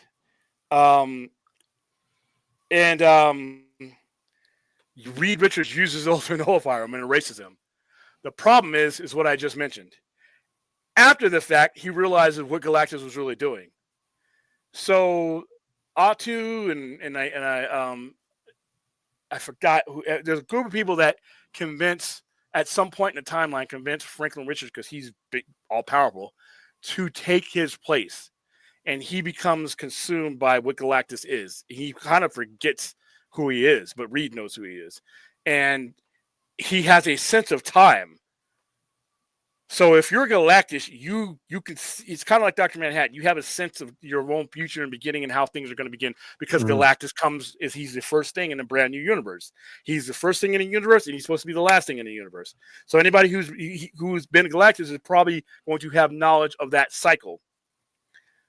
So now let's go back to the movie. Galactus now is clearly looking for Franklin Richards. Yeah. Now they give you they give you the impression that it's because he's got this cosmic power and Galactus could stop consuming world if he just had this baby, he could have infinite energy. That sounds kind of lame. I think, and I've said this over and over again, I could be 100% wrong. This is just geek conjecture. I think that either one or two things is happening. That Galactus that we're about to see in First Steps is Franklin Richards. And when she's pregnant, when he's conceived, that's when the timeline starts. Because he's going to sense the cosmic energy that Franklin Richards is. There's no way he's not going to know about that. And that's why you see her pregnant. The entire time you see him pregnant and his birth, he knows when that child is going to be born. Yeah. Either because of his sense of time, knowing what's coming and going, or the fact that obviously if that's Franklin Richards, it's like, I know my own birthday. Yeah. So he set that in motion, but I think there's something else. I think that he knows there's something with Dr. Doom. I think this is where we find out about Dr. Doom. I think this is where we find out that Dr. Doom is doing some shit that is collapsing the universe, and Galactus sees this. He still may eat the planet because if that cosmic egg is there, remember, we haven't seen the Celestials in quite a while. Mm-hmm. If that cosmic egg's there, he can't allow for that egg to hatch because it's one more Celestial. If they're following the Earth X timeline, there's another possibility, though, and this is just pure conjecture, is that he knows that this universe is going to die, and he's low on power. He needs one last planet to buy that family and Franklin Richards time away to get into another universe. He knows that universe is going to collapse. He knows he knows there's an aberration that somebody's tinkering things, and that's why when Reed's doing all those equations, what the hell are you going to equate about Galactus coming? Yeah. Oh, he's 28 feet tall and he's on his way. I don't need an equation for that. I think what Reed is looking at there is the equations of the universe and whatever whiz kid mathematics stuff that him and Einstein do. He's realizing that the relativity and all that stuff is getting smaller, and that there's collapsing and that there's things being tampered with. And I think Galactus is going to know that same thing. So when you see that ship in Thunderbolts, I think it's after the universe that we're about to watch this week is collapsed. And I think Galactus does something to facilitate them, because a Galactus has to happen. Otherwise, there is no counterbalance to any of these things. And he's going to know that. So when he's looking for the child, what he's looking to do, and this is my opinion, he doesn't care about the rest of the family, because only one of them needs to survive. So Franklin Richards either survive to be the champion, the most powerful thing that stops what he knows is coming, or he is Franklin Richards and he has to safeguard his own existence. Reed Richards can die. Doesn't matter. The Thing can die. Johnny Storm can die. They don't matter. Galactus, or either Galactus or the being that is going to combat what's coming in Secret Wars and Doomsday, has to live. And I don't think Galactus is completely a villain. I think he is beyond our understanding in this movie. Yeah. So that's why Earth X is so important. Now, Earth X is a huge ass book, and only a certain chapter in it, actually pertains to this. But Matt Shakeman was looking at it because, like I said, there's only one place where Shai Ball is Galactus, or is Silver Surfer. Yeah, Norrin Radd still comes along as Silver Surfer, but she's the original Herald. Mm-hmm. She's the one who makes the sacrifice instead of Norrin Radd. That's why. And as soon as I saw her, I'm like, okay, he may be going Earth X. And then I'm like, okay, now he's clearly, when you see the top of his helmet at the Baxter Building, when he's looking for that kid, I mean, he's looking, he's looking for Franklin Richards for one of those reasons. So that's where it's going to be fun to see what they are doing, because like I said, I could be 100% wrong, but this is one of the cases where it's going to be fun to be wrong, because what's the alternative? The alternative might blow my mind. Yeah. I don't know if you've seen this kind of circulating around. There was this, that sort of factors in or Robert Downey Jr.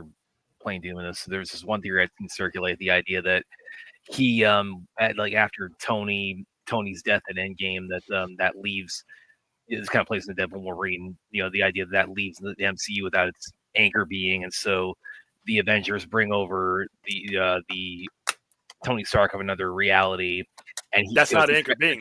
What's that? The problem with that is once you bring somebody from the other reality, they're no longer anchored. Anchored beings in the reality that they're in.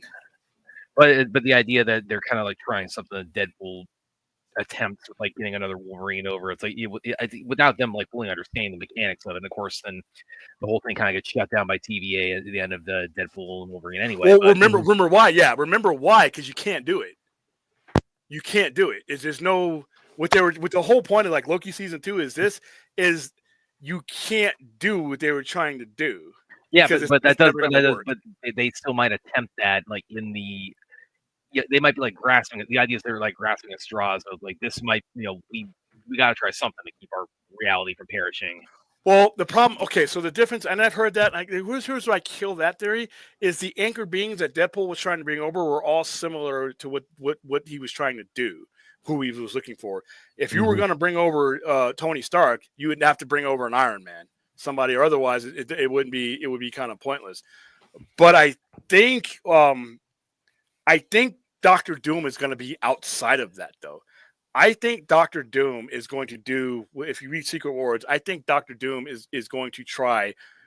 I think he's going to realize. I think the world is going to be destroyed, and I think that Dr. Doom, who's I think from somewhere else, will make it to where Loki is at. He'll be repelled by Loki because Loki's going to be way powerful than him. Yeah, but he's going to know, okay, I got to get a hold of that cat with the horns and holding all time.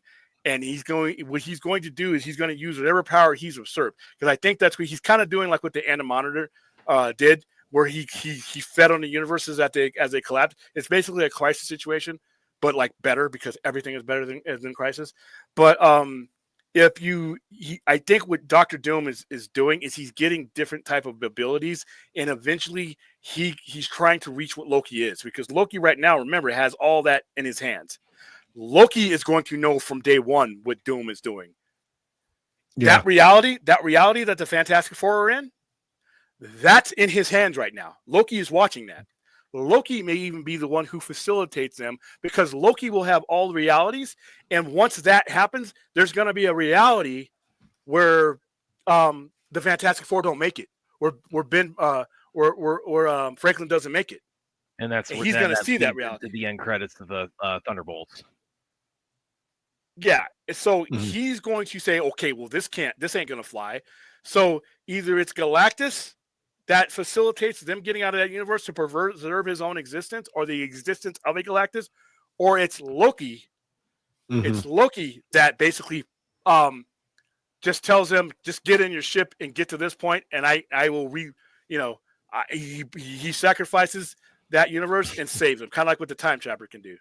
So something like that happens, but they're escaping that universe. That is them in that ship. That's not people like, oh, what if it's Dr. Doom? No, that's them in that ship. They're escaping that universe. So if I'm wrong, this is where it's cool, because that means I don't think I'm going to be let down by what the actual reality is.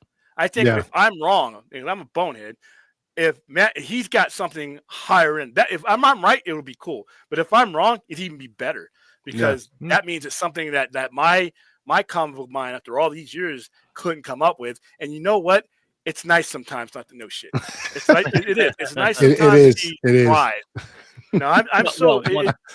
Well, one thing you're definitely right about, like you had the question earlier about, is Doom going to be in the end credits scene? There's no way Doom isn't in the end. First of all, he's probably in the movie. I think he's in the movie. People tell me no, and then Matt Shaman, no, he's not in it. Listen, Matt Shaman. Yeah. You have to lie. You have to lie. People go, he's in there. Okay, well, then you think people were spoiled by the trailer? I swear I'm not in Spider-Man No Way Home. You think people peed in their pants about the trailer having spoilers? You tell me Doom's in it? First of all, once people get out of the theater and he is in it, that's over with right there. Yeah. If Robert Downey Jr. is in that, forget about $600 or $700 million. For some, Robert Downey Jr., when it comes to the MCU, they love him. Mm-hmm. They love him more than they love him anywhere. That's why he can go and get, you know what? I can do Doolittle and it crash, but I can always come home. I can always come. I can do Doolittle. Yeah. Doolittle would, if Doolittle would have taken somebody else's career and be like, you want how much? You want 20 million? How about 4? But when it's Robert Downey Jr., he is sacred to the MCU. When you add his name in, because they know how much that movie's going to make, I want 20 million. Maybe I want more. And you know what? They're going to look at how much they're going to make. They know that movie is not going to fail. They know that they're not looking at 600 million. They know what they're looking at. So they're like, here, we're going to open up the vault and we're just going to leave you here and put it in your bag. So if he's in that, I think he's in the movie. Yeah. Because I think that this whole Doomsday thing starts here. Yeah, we have a Doomsday movie. We have a Secret Wars movie. We have all that coming. But the Infinity War and Endgame didn't start in those 2 movies. We were rolling for a good. It started in Avengers 2012 when you saw Thanos. Dumbass. I can't believe. Listen, like I said, if they can make one of the dumbest, Jim Starlin literally made him dumb and love struck. He was dumb and love struck. He didn't do no equation about, well, if half of you starve and half of you live, I've done the equation. But fucking Thanos didn't give two. He didn't care. He wanted to get rid of half of the universe because he was in love with Death, and Death said, if you want me, this is what you got to do. That's it. There was no complex and I need to sacrifice my whatever to make this. What the fuck? He didn't care about any. He kills his mother. He sets his granddaughter on fire. Nebula is his grandfather. He sets her on fire and lets her walk around with him as some kind of zombie for the rest of the Infinity War, which was stupid because guess what dumbass does? Guess what was supposed to be this mega enemy in the MCU that was this genius, right? Oh, I want to merge with eternity and take over all of existence. Well, fuck, dude, you're a non-corporeal being now. Guess what you're wearing? That's going to hit the ground. And guess what? You kept your burnt-up granddaughter around, and guess what she did? She picks up the gauntlet and undoes all your dumb shit. That was your master plan? That's your guy that we were rolling with from 2008 to 19? That's where you're rolling it? So Doctor Doom, this is what I love about this, because if it's Doctor Doom, you're talking about a major complex enemy. And now you're talking about a Doctor Doom that's a Tony Stark, or this version of it. You're talking about a guy who could legitimately be a cross the universe villain. And if he's doing what I think he is, he's literally destroying universes to get reality warping powers. So when you see Doctor Doom in this movie, he's already fucked up a couple of universes. He's getting keen how to do it. And that's what I think Reed Richards figures out. He's like, when he says, I pushed the boundaries of space and they came, I don't think he's talking about this Silver Surfer. And I think he's talking about, because like I said, what are you equating? What are you equating? You know where he's at because you negotiate with Silver Surfer to bring you there. She brings him to the world ship. So there's no equating there. She tells you how long you have. So there's no, I can do that. I can do that without taking off my shoes. I can do that math. So what is he equating? And you look at the equations, if you zoom in, it's that Einstein shit that I'm not supposed to know. So he's doing all these equations on that chalkboard, and he's thinking, and he says we're running out of time because what's happening is that the universe is collapsing in a way that, like, he knows where certain things relative to the universe are. And like light speed, he knows all that stuff. And all these equations, things are getting shorter. And that's not because of Galactus. So I can't wait. I cannot wait for this movie. I can't wait to get my big giant popcorn bucket. I'm seeing it on night 1 of Comic-Con. By the way, for those of you, this show has been is being brought to you by a movie that you're going to see before me if you live here in the great the Southern Nevada area. Fantastic. You know how it feels with ballerina, or you tease me about that all the way up to that. No, but you're obsessed with Kung Fu. Yeah. I'm obsessed with this movie, but I can wait a day. Just like listen, I had tickets to Deadpool last year, and they went without me. I went and saw it at Comic-Con. I would rather see this movie. Dude, seeing a movie like this at Comic-Con. Yeah, I bet it's gonna be fucking. Yeah. So I mean, how was Deadpool and Wolverine at Comic-Con? Like that shit was insane. It was insane. It was wild. At like the convention center, it was no, it was. They had one at the convention center while we were watching ours, but we had to have wristband the night before, so we got there night 1 of Comic-Con. And basically what I did is I had already purchased tickets like on the couple of weeks before prior to that, I actually Mhm. did it on the stream. I purchased me, Rhea, and Phil's tickets on the stream while we were on the stream, and so I got us seats. This time around, I did it just a couple of days ago, and it was selling out. And I originally was going to look like an 8:45 screening, but it ended up being a 8 o'clock screening. So somebody canceled their tickets, so I got those tickets from Fandango. Nice. So we're going to go at 8 o'clock that night. But we're also going to be. She's going to be covering stuff. I'm going to be covering stuff. We're going to be all over the place. So I won't get any spoilers from anybody. And if you can't spoil anything for me, I'm spoiler proof. I'll watch it no matter what. Yeah. So I'm going to see it. But seeing a movie when you're in that city with all that going on, and you go to the movies and all those people in there are comic book fans, and they all have their Comic-Con badges on. It's just even if the movie had sucked, and it didn't, you're just in the atmosphere. Sometimes the atmosphere makes things better than they are. And I had a good time. Me, Ray, and them, we had a great time that on Holton tonight. I mentioned so yeah. But you guys, my local geeks, while you're out here roasting in 112. Yeah, you get to see the movie earlier than me. Fine. But I can wait. I'm going to go see this movie, and when I step out of the air conditioner theater, I'm not going to burst into flames like I will if I'm here. So I will be picking the winners tomorrow night, and you guys know what to do. You know the hashtags and that you need to do. Well, this Comic-Con, how full? It gets about 120,000 people. It sells out. Yep. Every And year.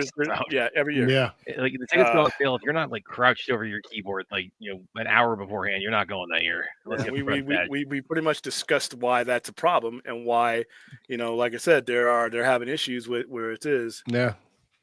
Could How you doing, Mad Max? What's going on? Sir. William was a sick one last year at Comic-Con. Keep down the caffeine. All right. These are not mistruths. No, the way you make that sound was like I was hopping up and down on the bed.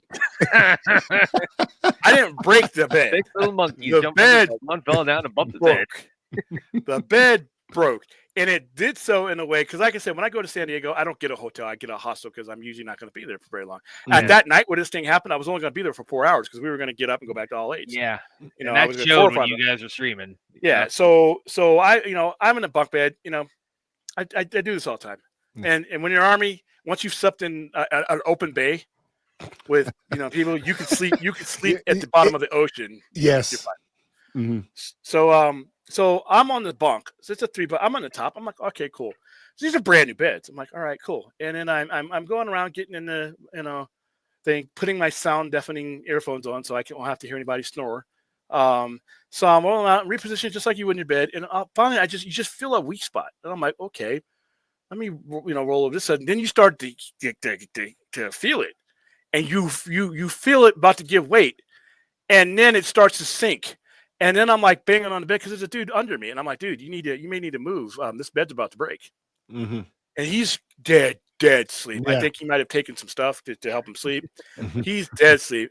And finally, I just grab the thing and I shake the little ladder and I hit the ground with it. I'm like, I need you to get out of here because I think I'm about to kill you.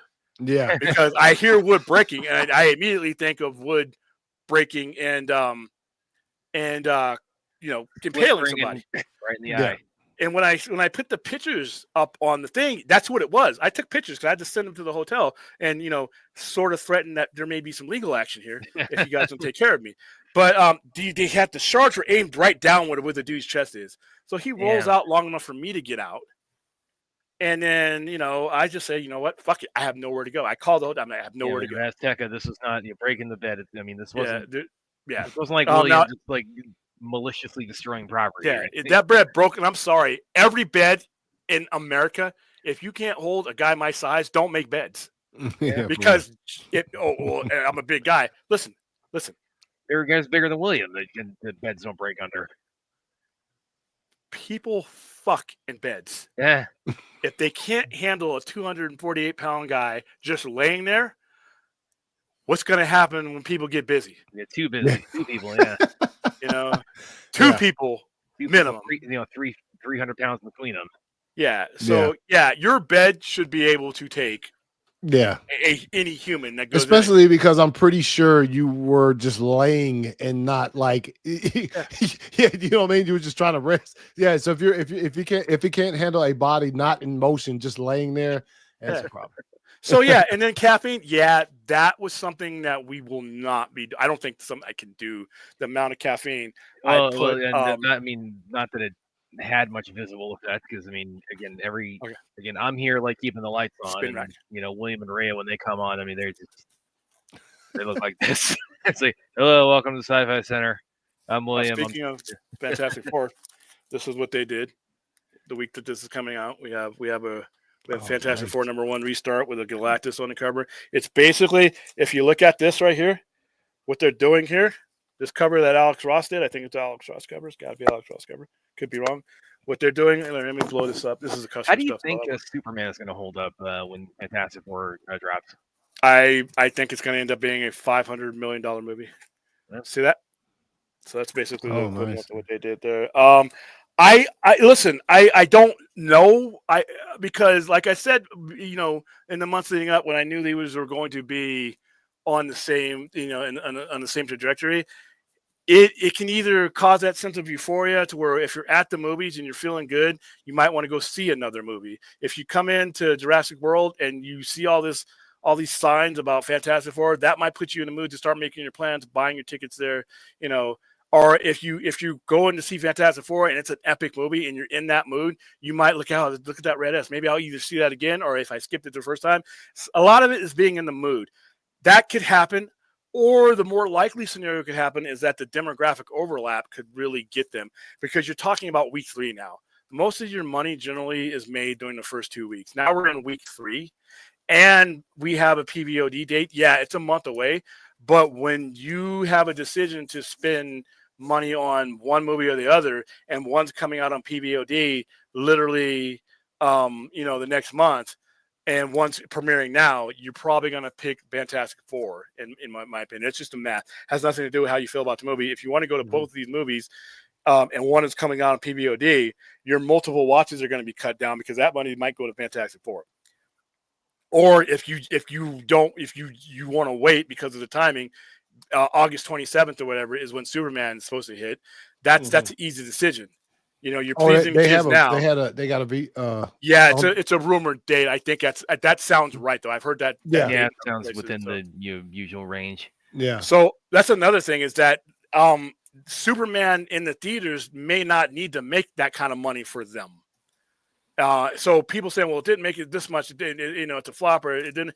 That may not mean anything, because the distributor wants to get it out of the theater. They want to get that 35% back on every dollar that they give up to the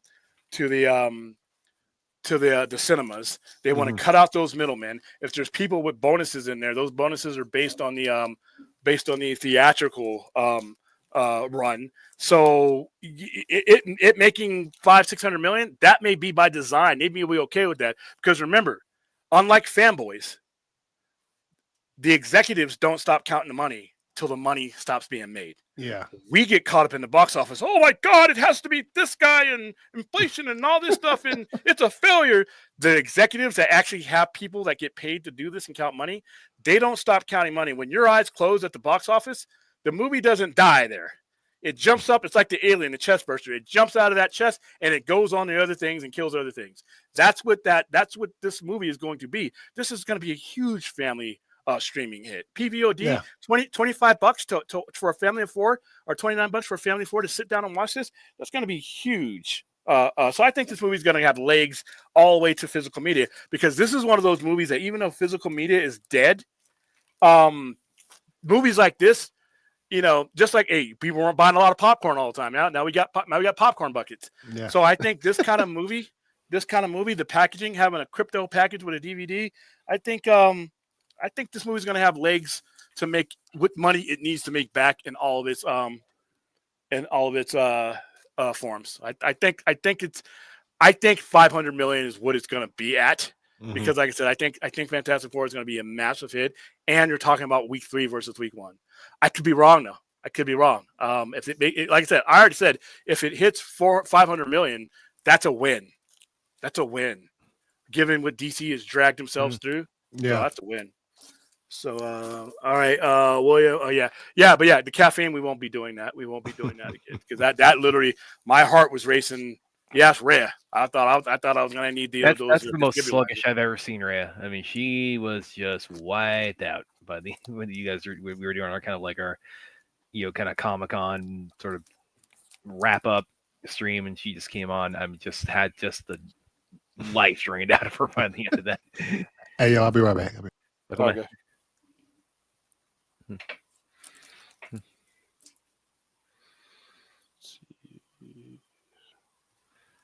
Checking Fantastic Four Speak. Yep, I'll definitely be seeing it. That's not yours. 60. Yeah, I do too. Aaron. You didn't want we didn't want the work print cover. I thought for sure you were gonna. I held that for you. I put it back, but I had one. I just put it back tonight. Let me get you. One or the other, I was gonna get so with this one. Don't torture yourself like that. So it's just you and 3 for Wednesday. Yeah. Okay. It's later. Yeah.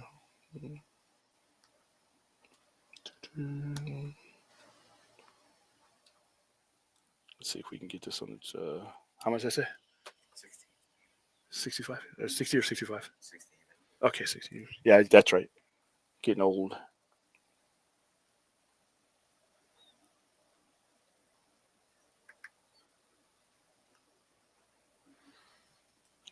See if we can get this on the first try. Uh-oh. Did it. Just grab that black bag. There shouldn't be anything else in there. That bag's big enough for this big one.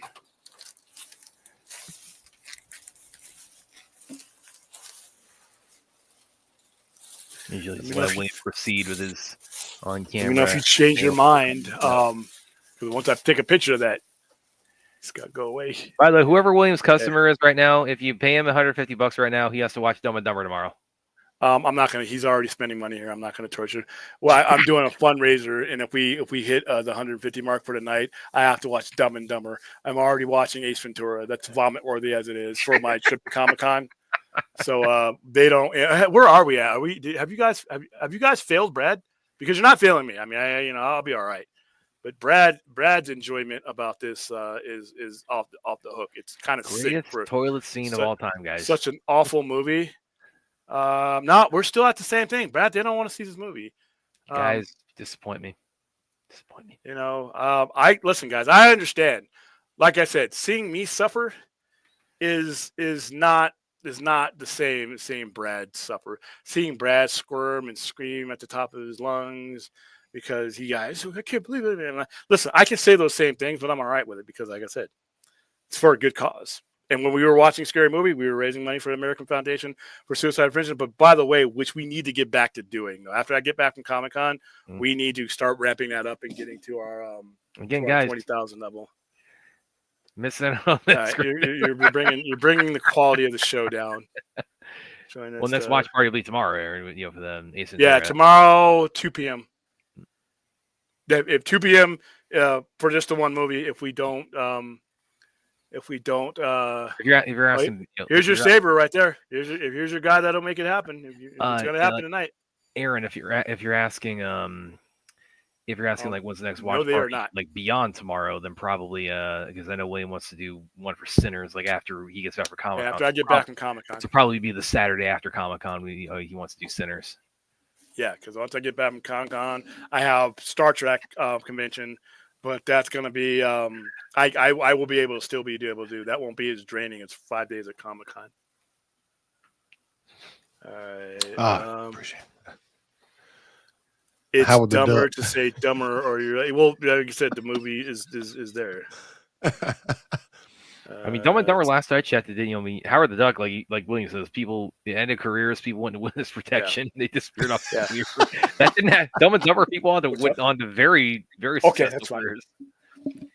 But now you're going to put that one up there, and then I mean, I Dumb put a and Dumber, picture that of was that Jim one. So Carrey's like I'm just victory kidding. lap that year in '94. I don't have too many of those. Oh, So. Jim Carrey, yeah. The Mask. breakout year was '94. I may try to get some more after things Mask slow and Dumb down and Dumber. Mhm. to where the I don't think demand that's ever is. So I'll happened work on it. before or since, like, like, Dude, like that a, year All was right, fucking insane. Pulp Fiction? Didn't Pulp Fiction come out Right that now, year? I got you down. So Speed uh, or Speed hey, Keanu. I won't be there. I'll be at Beginning, Comic-Con. like after Point don't Break, spoil obviously, it. really kind of beginning of Forrest Keanu. Gump. It's like, I'll see you later.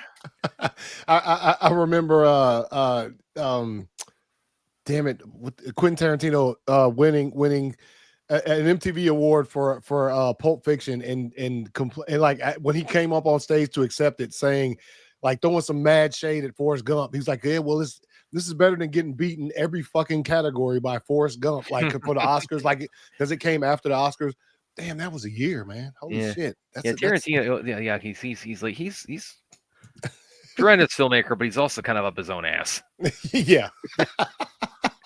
Well, why would I mute myself? You guys need to see. I think he was saying that because Anthony and I were talking about like '94. Those again, as I said a minute ago, it's like Howard the Duck that ended careers. People went into hiding after that. Dumb and Dumber, people went on to very fruitful careers after that. So there's a big difference.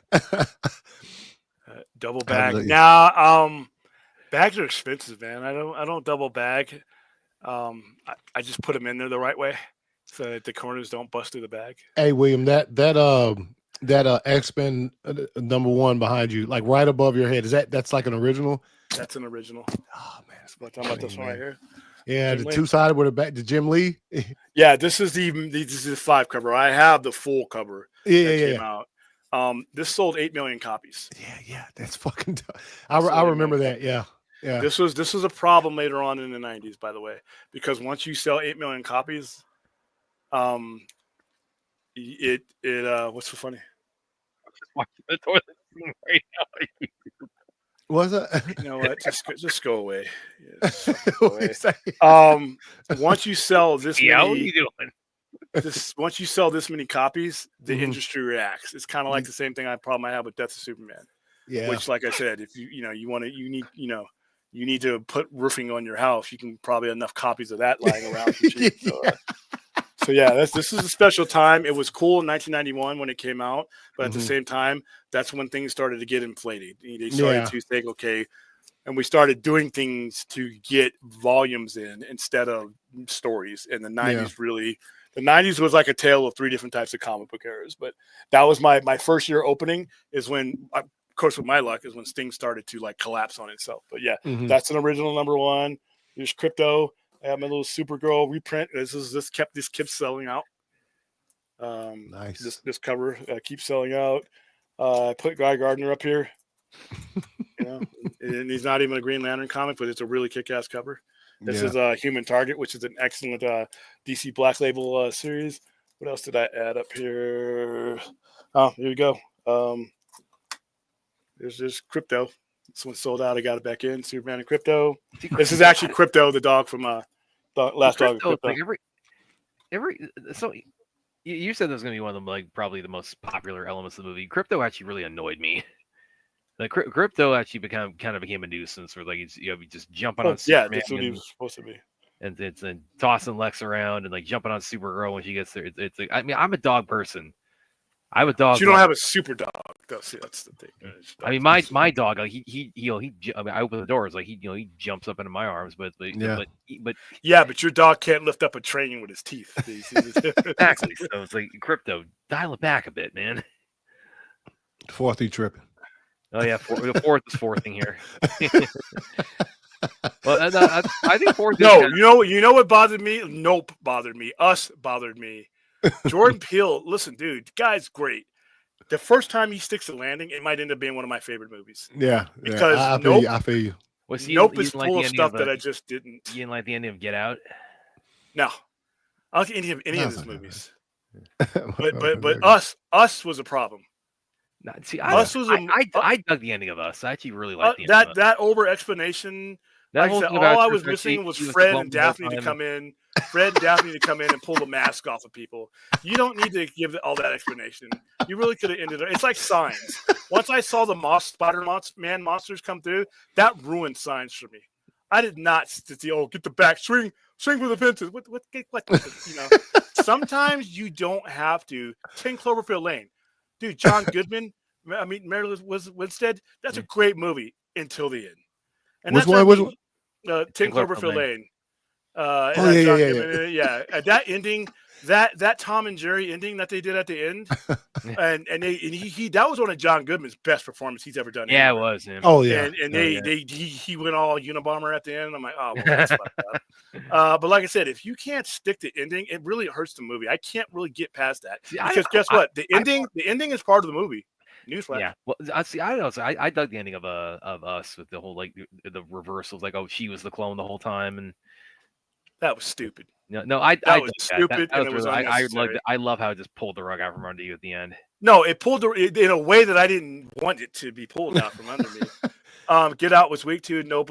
Nope pissed me off because once again, you can't open up a movie I with didn't a like monkey, Nope quite as much as his the preceding two. with a monkey tearing the face off of people. Oh yeah, Yeah. And then you're weak. Keep it Your off go screen. back to that was weak. And that scene. Now, Jordan Peele, you're an Academy Award winner at this point, so you're gonna get the money. Yeah. That hot pocket scene with the alien, where it looked like they were in a hot pocket and they were being devoured, and it looked like something from like literally, and I shit you not, Sid and Marty Krofft. That was literally some Land of the Lost shit. And that's the movie. That movie lost me in every way. I mean, that movie didn't have to. And the ending of that movie was lame. Yeah. Or says it was about the monkey. Well, I mean, he made up for it. You know, he Then helped don't open the movie. he made up for it when he helped get Monkey Man out with with Dev Patel. So Nah, Okay, for those of you, I'll be whatever. because that that shit was it like really pulls you into that, like it's when you know, like at the beginning with the monkey, and then the payoff wasn't and monkeys are everywhere right now. So now they're typing hashtags and like it's Yeah, oh man, miss for me, those of miss you who me, haven't seen- miss me, Mr. Gunn with the I'm telling you that is going to be the origin of Gleek in this universe. Yeah. Now he would do that. A Violent Nature sucked from beginning to end. I'm sorry. Oh yeah, well, That movie was horrible. He didn't enjoy it. Yeah, I'm not. Listen, don't get too artsy for your own movie. John Goodwin. Arachnophobia. Arachnophobia. So that's one I kind Dude. of. I don't watch Arachnophobia. No. yeah. I Can't do the spiders, I man. remember when that movie was coming, like as far as like I think it was probably the week of release. They used to do these things on like NBC, CBS, or whatever. There was like a 30-minute behind the scenes of Arachnophobia that came out the week the movie was being released. Yo, nightmares. Can't even lie. I woke up in the middle of the night and swore I had spider webs above me, like because you see it everywhere. You see it everywhere. After you see that movie, you don't matter where you're at. There's a spider there. I do not.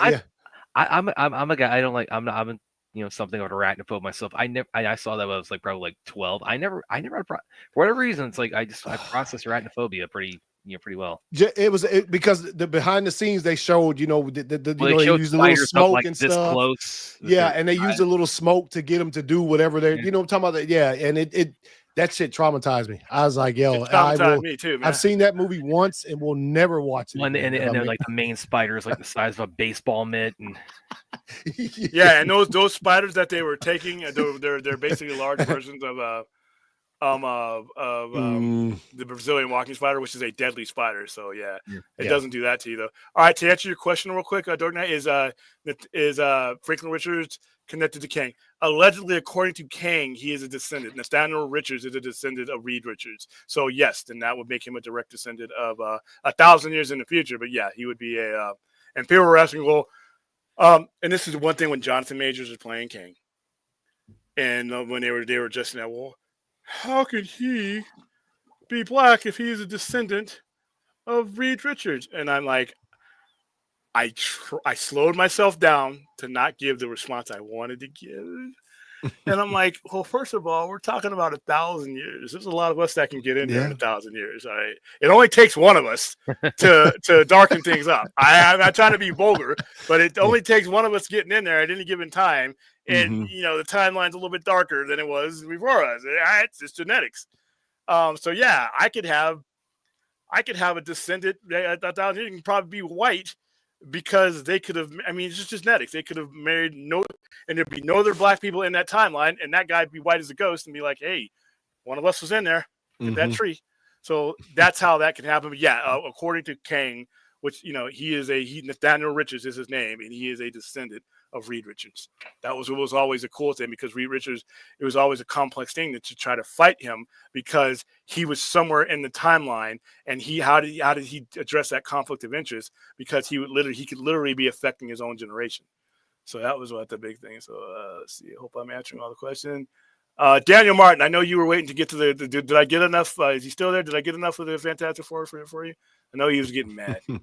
He's like, "Hey, we talk about something right?" I'm like, "Yeah, we got there." So, all right. There's no way arachnophobia is more traumatic than Never Ending Story. Oh yeah, it is. Oh yeah, yeah, it is. nah. Okay, Jaws is not traumatic for me. You know why? Because you just stay out of the water. Yeah. 100%. In real life, unless it's Sharknado, which is stupid, 100%. When those people are getting gobbled up, I never could relate to them. Yeah. I could never put in order to be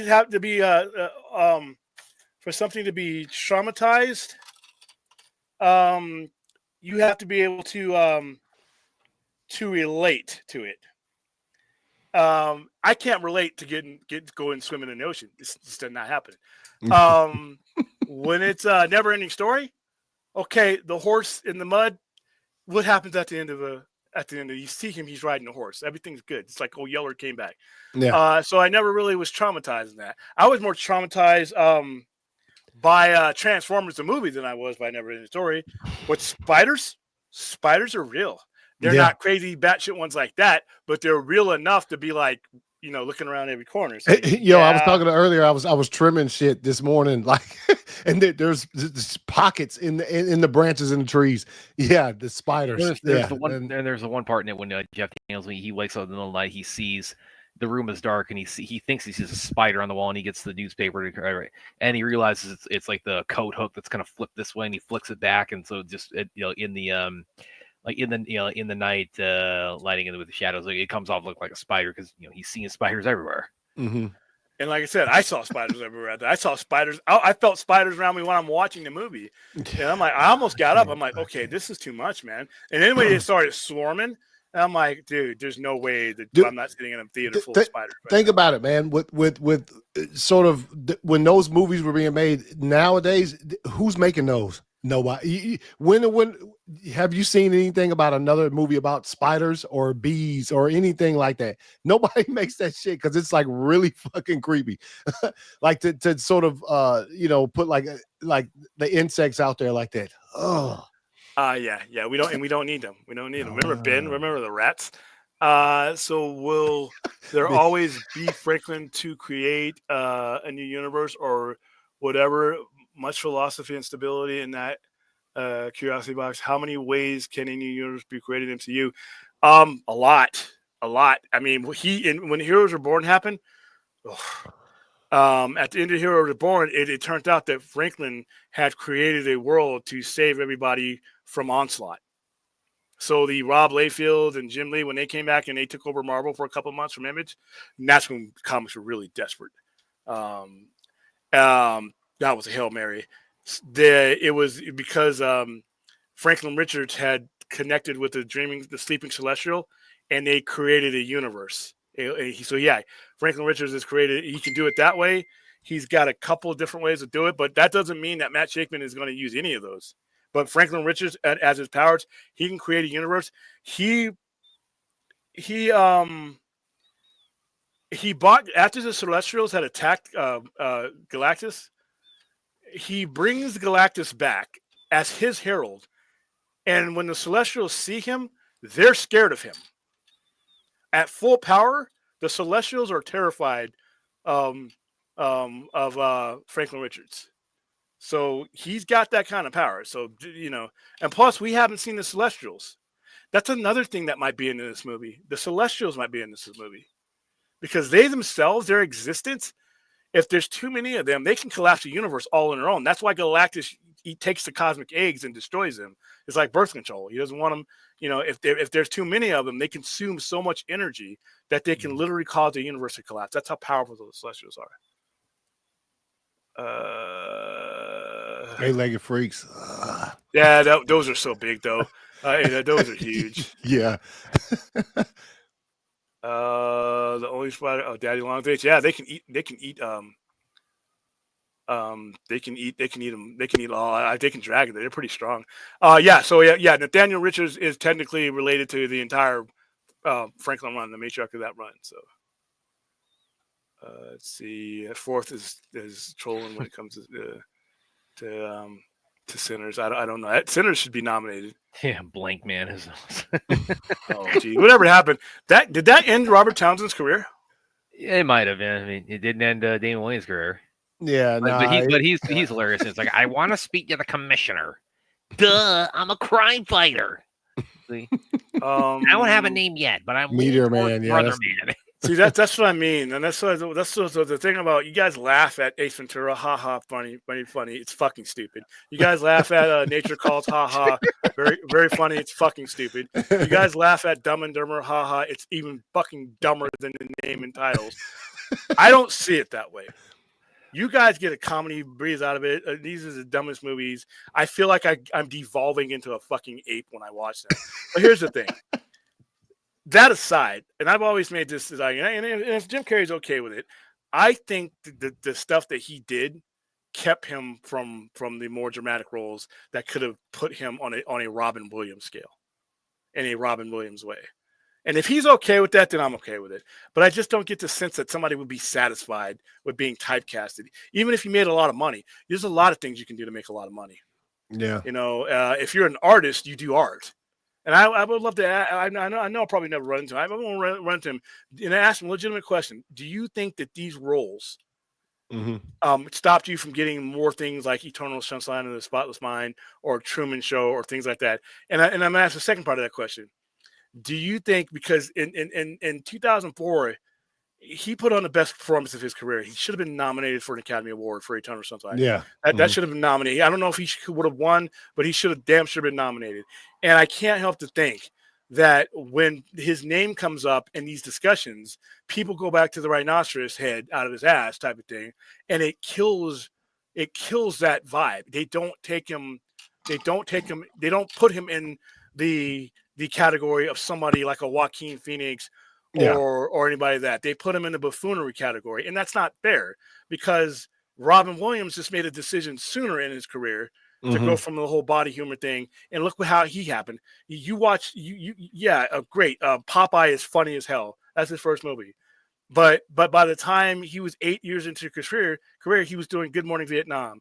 He was doing The Fisher King, his best movie. He was doing Awakenings, and I'm just wondering if Jim Carrey if somebody would have got him more roles like that, would he be taken seriously as that type of actor? It's funny to laugh at somebody, but I'm always curious, was he okay with that? And if he said, William, hey, you know what? The buffoonery, I wouldn't change anything for the world, then that answers my question. Yeah. And I just don't watch it. Once you see somebody act on that level, you're like, dude, there's a whole nother dimension there that I just don't get to see. Yeah. So you'd basically like to ask Jim Carrey if he's satisfied with where his sort of career, and you know what I mean? Like, just ask him, like, yo, you said, and if he says yes, I got you. Yeah. Cause he probably could have, man, but I I don't know. And obviously we cause you remember stuff like, damn, who was it? No, it was, shit, I can't remember who won. Somebody beat him when it was the year the Truman Show came out, and it was at the Globes. Oh, Jack Nicholson for as good as it gets. Yeah, as good as it gets. Yeah, he turned around and did the ass cheek thing, talking to him, and all, like, and it was funny as hell, because if you were watching it live at that point in time where he did the little Ace Ventura thing to Jim Carrey in the audience, because Jim Carrey didn't win for whatever the award was, but that's that. You see Nicholson do that to me. You're like, is that how they also think about Jim Carrey as far as that far in his, you know what I'm talking about? Because that's the literal, when Nicholson won the award, he got on stage and he turned around and did the butt thing that Jim Carrey did from Ace Ventura, like, to him in the audience or whatever. And it was funny as hell, because at the time, if you were actually watching it, that shit was really funny. But I wonder if What if the Oscars actually watched the movie that year, as we now kind of know about them? do what? But yeah, fourth. This is the question I'd like to ask him. Real quick, we read the article about a month or two ago about the Oscars. He said, yeah, they're not watching the movies that they're voting on. So I remember y'all talking about that, and real quick, God, I know that this was is funny this, stream. yeah, it's sort of going back to that. That particular year, that damn, I can't. My mind is leaving me right now. What's the movie with Leonardo DiCaprio, directed by Scorsese? Killers of the Flower Moon. The actress she was up for Best Actress, and she didn't win that year. And I remember thinking after I was watching y'all stream, y'all was talking about that, I was like, that movie is pretty long and it's kind of a watch. I wonder if that's why she lost to what's her name that played Gwen Stacy in Spider-Man. Emma Stone. Remember, she lost to Stone in that particular Best Actress race that year. And if you think about it, Killers of the Flower Moon is really 3 hour plus, like a long watch. If that might be why, what's her name didn't win for Best, because I thought she was going to get that. She won the Golden Globe. I thought so too. Yeah, and when you guys were talking about like these people don't watch the movies, like I'm like, well, that sort of straight feeds into that shit, man. You know what I mean? Yeah, Jim. It's in the fourth. This is literally the question I'm asking. This is literally the question I'm asking. I'd like to ask him that if that's what if he's happy with that, then you know what? Then if I'm happy for him, I just think it's kind of. But if he's not, and I know we all know how Hollywood can be when it comes to casting people. And it comes to how they perceive people. If the perception of you is Ace Ventura and you are never able to escape that gravitational pull of that movie, and you can do more than that, Hollywood has been known, to not give people a chance because they don't think they're a safe bet in that genre. So instead of it limits people. It limits what that person can do. Because I don't think I think there's a great Jim Carrey movie to be TV even made. It's just that I don't think award people consider him that. That's why he didn't get nominated. And I don't think producers and casting people put him in that scale. And I think he should be. But these things hurt, in my opinion. But if he's okay with it, then hey. Yeah, Lily Gladstone. Yes, and yes, she is. Yeah, 1 hour, 24-hour photos. Absolutely incredible. You talking about 1 hour photo? With Robin Williams, because that was a creepy ass movie. Yeah, she was crazy. You can say that about Chris Rock, who great in comedy, but people laughed at him being more serious role in Spiral, the Book of Saw. Yeah, well, that's basically what I'm saying. But see, Chris Rock. He was in New Jack City. He was actually doing acting stuff. The level of buffoonery isn't something that would typecast somebody like that. It's like a Joe Pesci was comic relief in like Lethal Weapon. Some of these guys, but they never did it to the point where it was so overwhelming. Jim Carrey and everything he did in that era was so over the top. It's on a different scale. I don't know if you can come back to earth on those things. Whereas a Chris Rock or Joe Pesci, they were never, like I said, rhinoceros ass head. These are things you don't forget. Like you don't even have to have seen Ace Ventura, and hopefully your life is better for it. You've seen these images. You've seen the images of it. These are sadly iconic images that stay with you. I don't think Chris Rock or Joe Pesci or any of those guys ever had that kind of thing that just overshadowed everything that they did.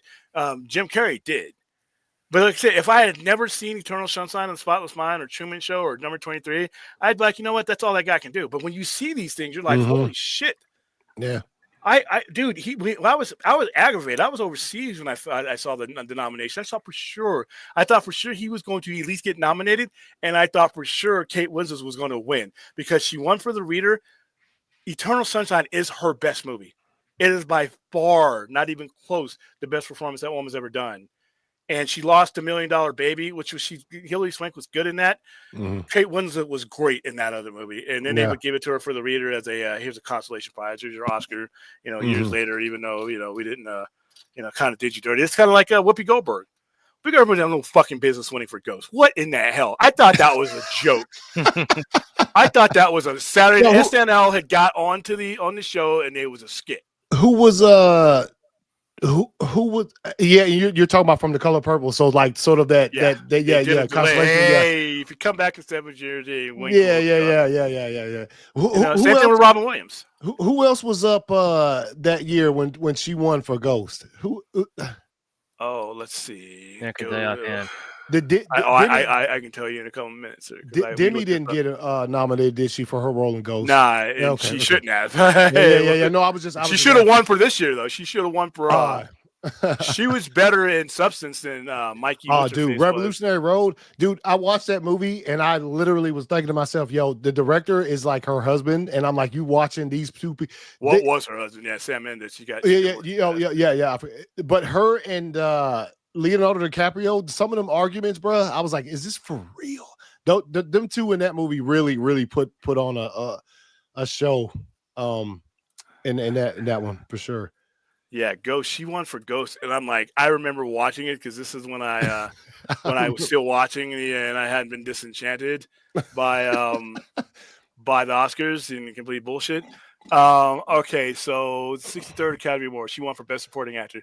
Let's see who she was up against. All right, Best Actor, Actress in Supporting Role. Whoopi Goldberg wins.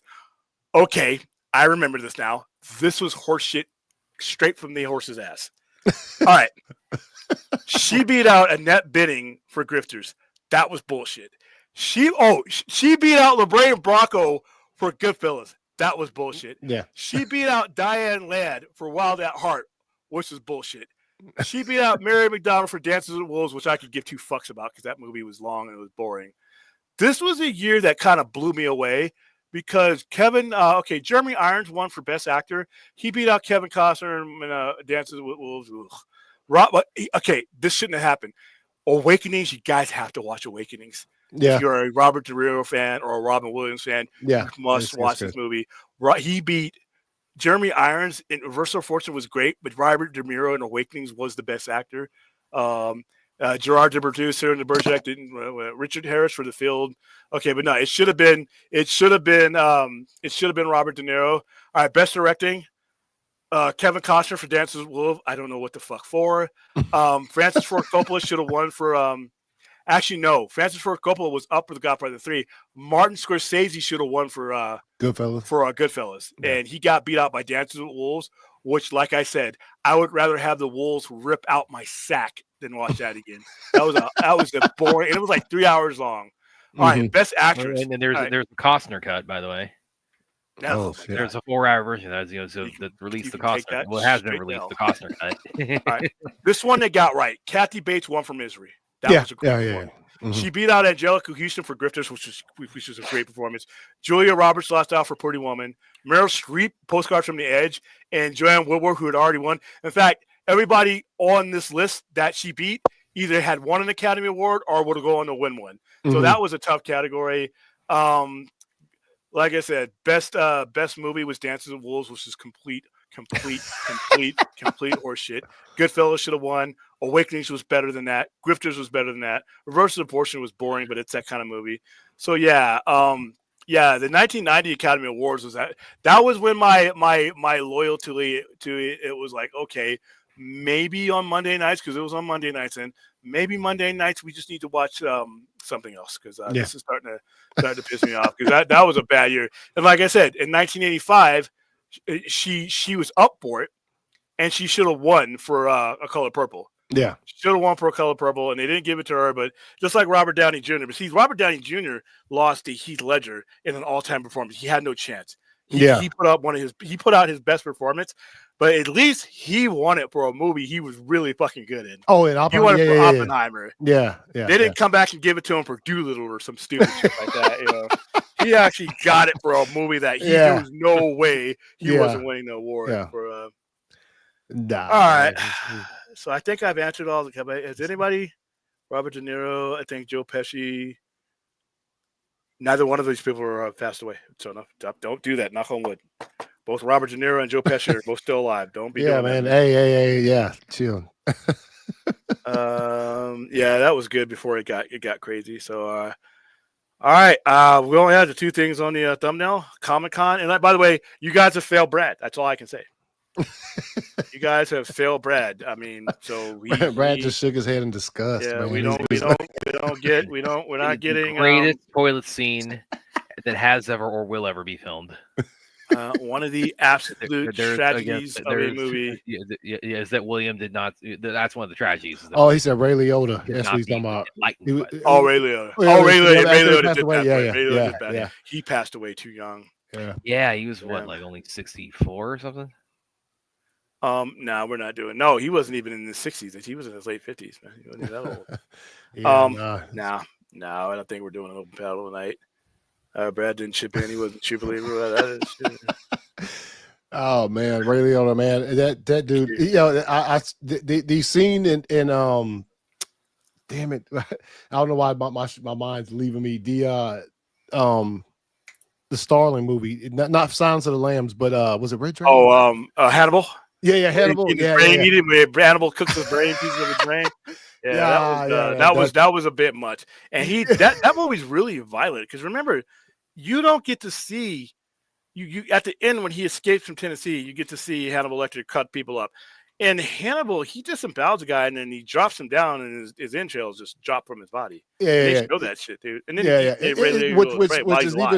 which is even more surprising. And I got what they were going for, but they don't even show Hannibal cut his own hand off at the end to escape because when Clarice handcuffs herself to him, you know, and then it's like, you know, then you see that. Yeah, he also has an extra finger, by the way. That's really trivia, by the way. When you look at Hannibal, and like I said, he literally he cuts Ray Liotta's head open, and he takes his brain, and he cooks a piece of it, and he feeds it to Ray Liotta. I'm like, what the hell? And Agent Starling is she's still fucked up from the drugs she gave her, so she can't really do anything. But she's watching, and she like. Yeah. She has the exact same reaction that I had the first time I saw it, which is like that's what everybody does. Like when she feeds it to him, she's almost about to puke as like he's eating a piece of his own brains. I'm like, oh. Yeah, who played her? She was another Academy Award winner. Was it what's her face? Redhead. Who? Not Jessica Chastain. It's no. It's damn, she was in she won her own Academy Award. Yeah. Damn, I can't remember her name. It's left me. What is it, Brad? What's her name, man? the Julianne Moore. Julianne Moore. Julianne Moore. She was horrible in that role, though. By the way, I never bought her as Just so it put it in there. Yeah, she was that movie started off fucking hot too. Like it was they were going after that drug queen, remember? And she had like a baby. And they sprayed the baby off. And at first I thought, was it? And then you see the behind the scenes and it was like an animatronic sort of baby they had there, but that was crazy.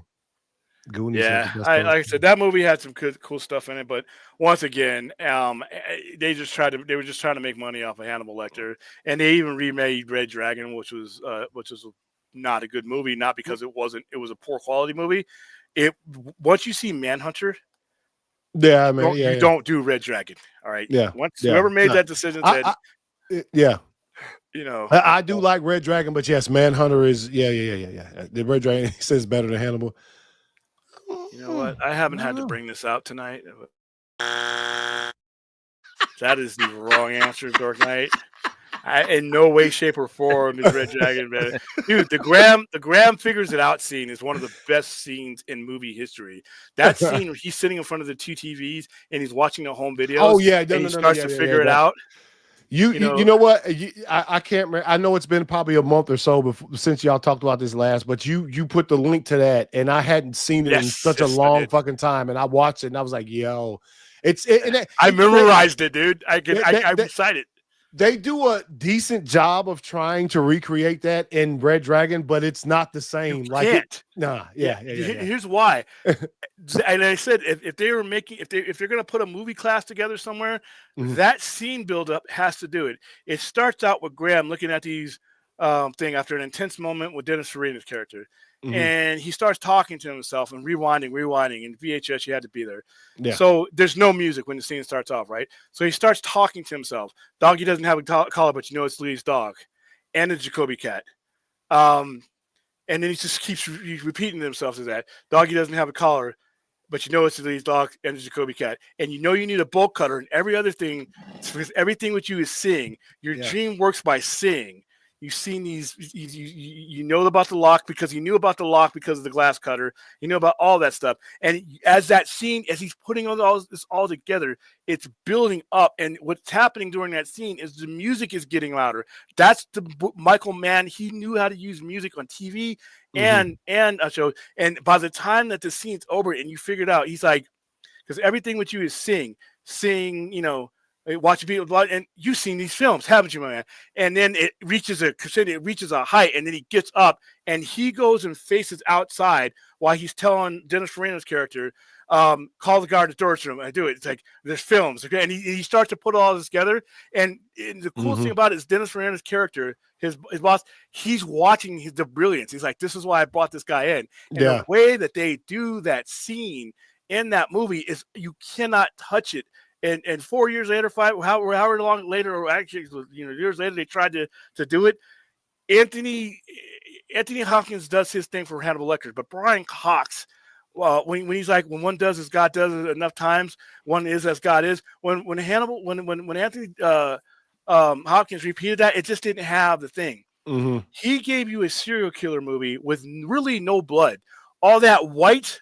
All those pastels, all that Miami Vice looking, we're talking about a guy who murders families in a horrific way, but yet he found a way to tell you that story without grossing you out. So yeah, Red Dragon is not better than Hannibal. I'm sorry, Dork. I mean, it's all film is subjective except for that one. No, I'm just kidding. Thank you, Clint, for the $5 super chat. Brad, I'm on my deathbed. I will be thinking of how many people I helped with my donation. And how much do I took from your pain from me? Yeah, he donated a lot. But you're also going to have to think about the fact thing is like you actually made the Scary Movie franchise a part of the sci-fi and disaster movie and Meet the Spartans and Cat and Hat. That's more on Chappie. But I said what I said. Yeah, that movie was drug induced right there. I said what I said. That's fine. The room Mark scene. Which one are you talking about? Where he's what? Oh, hi, Mark. That's the one he's talking about. What are you talking about? From The Room. Oh, hi, Mark. Oh, that fucking movie. I did not theater. And you wanted to do a watch party of that trash? Damn right, I want to do a watch party of The Room. You got that? See, this coming from you. You probably haven't even seen me. You're just trolling me. I know when I'm being trolled, and I got in host troll with Brad 1000.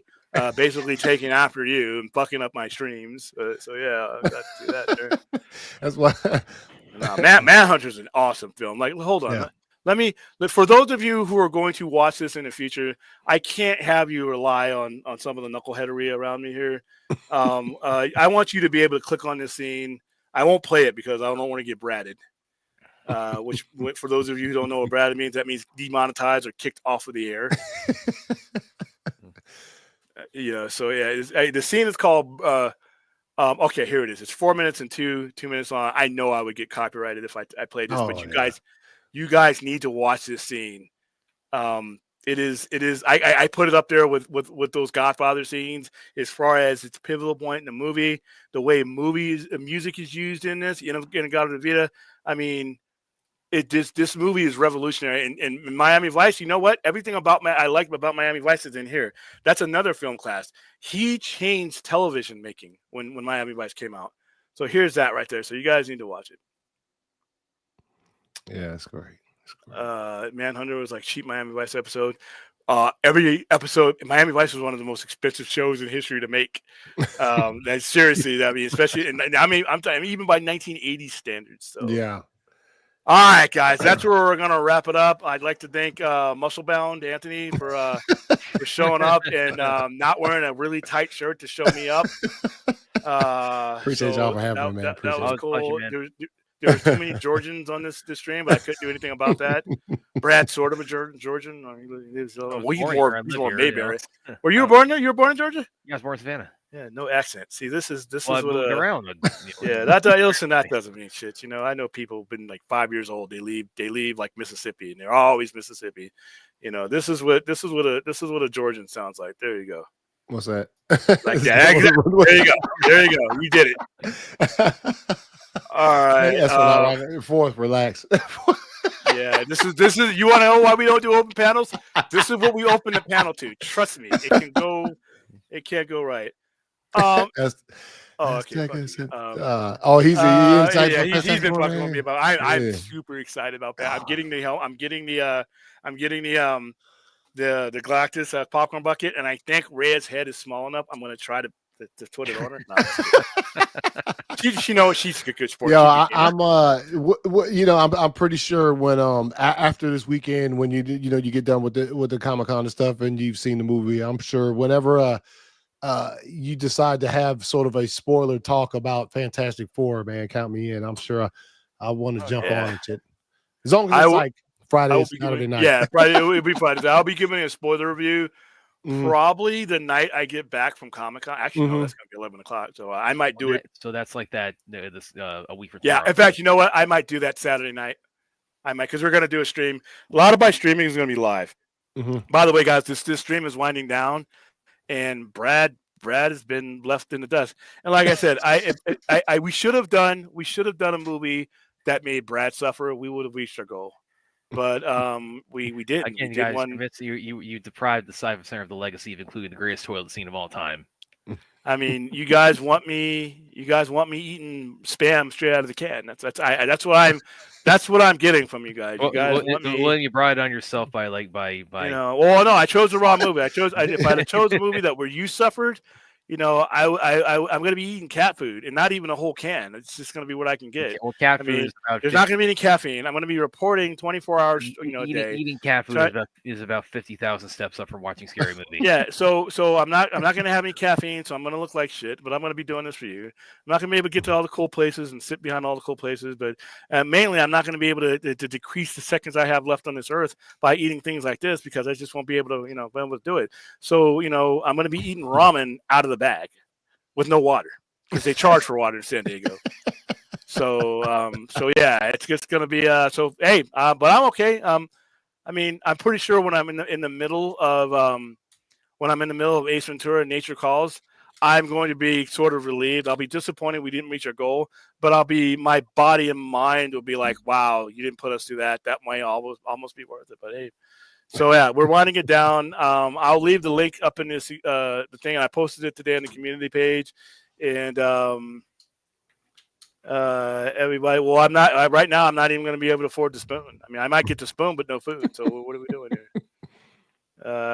Give Brad challenges featuring Tom Holland's girlfriend. What? Oh no, I'm not watching that. I want the Superman poster and he wants the one that you got from. That's Yeah, that's signed by Zack Snyder. Yeah, Zack signed that shit. Do you not? Hey, you know what else? Shouts out to my boy Joey for getting me that shit. Did you get a chance to meet him? Yeah, I met him and he came to Atlanta for the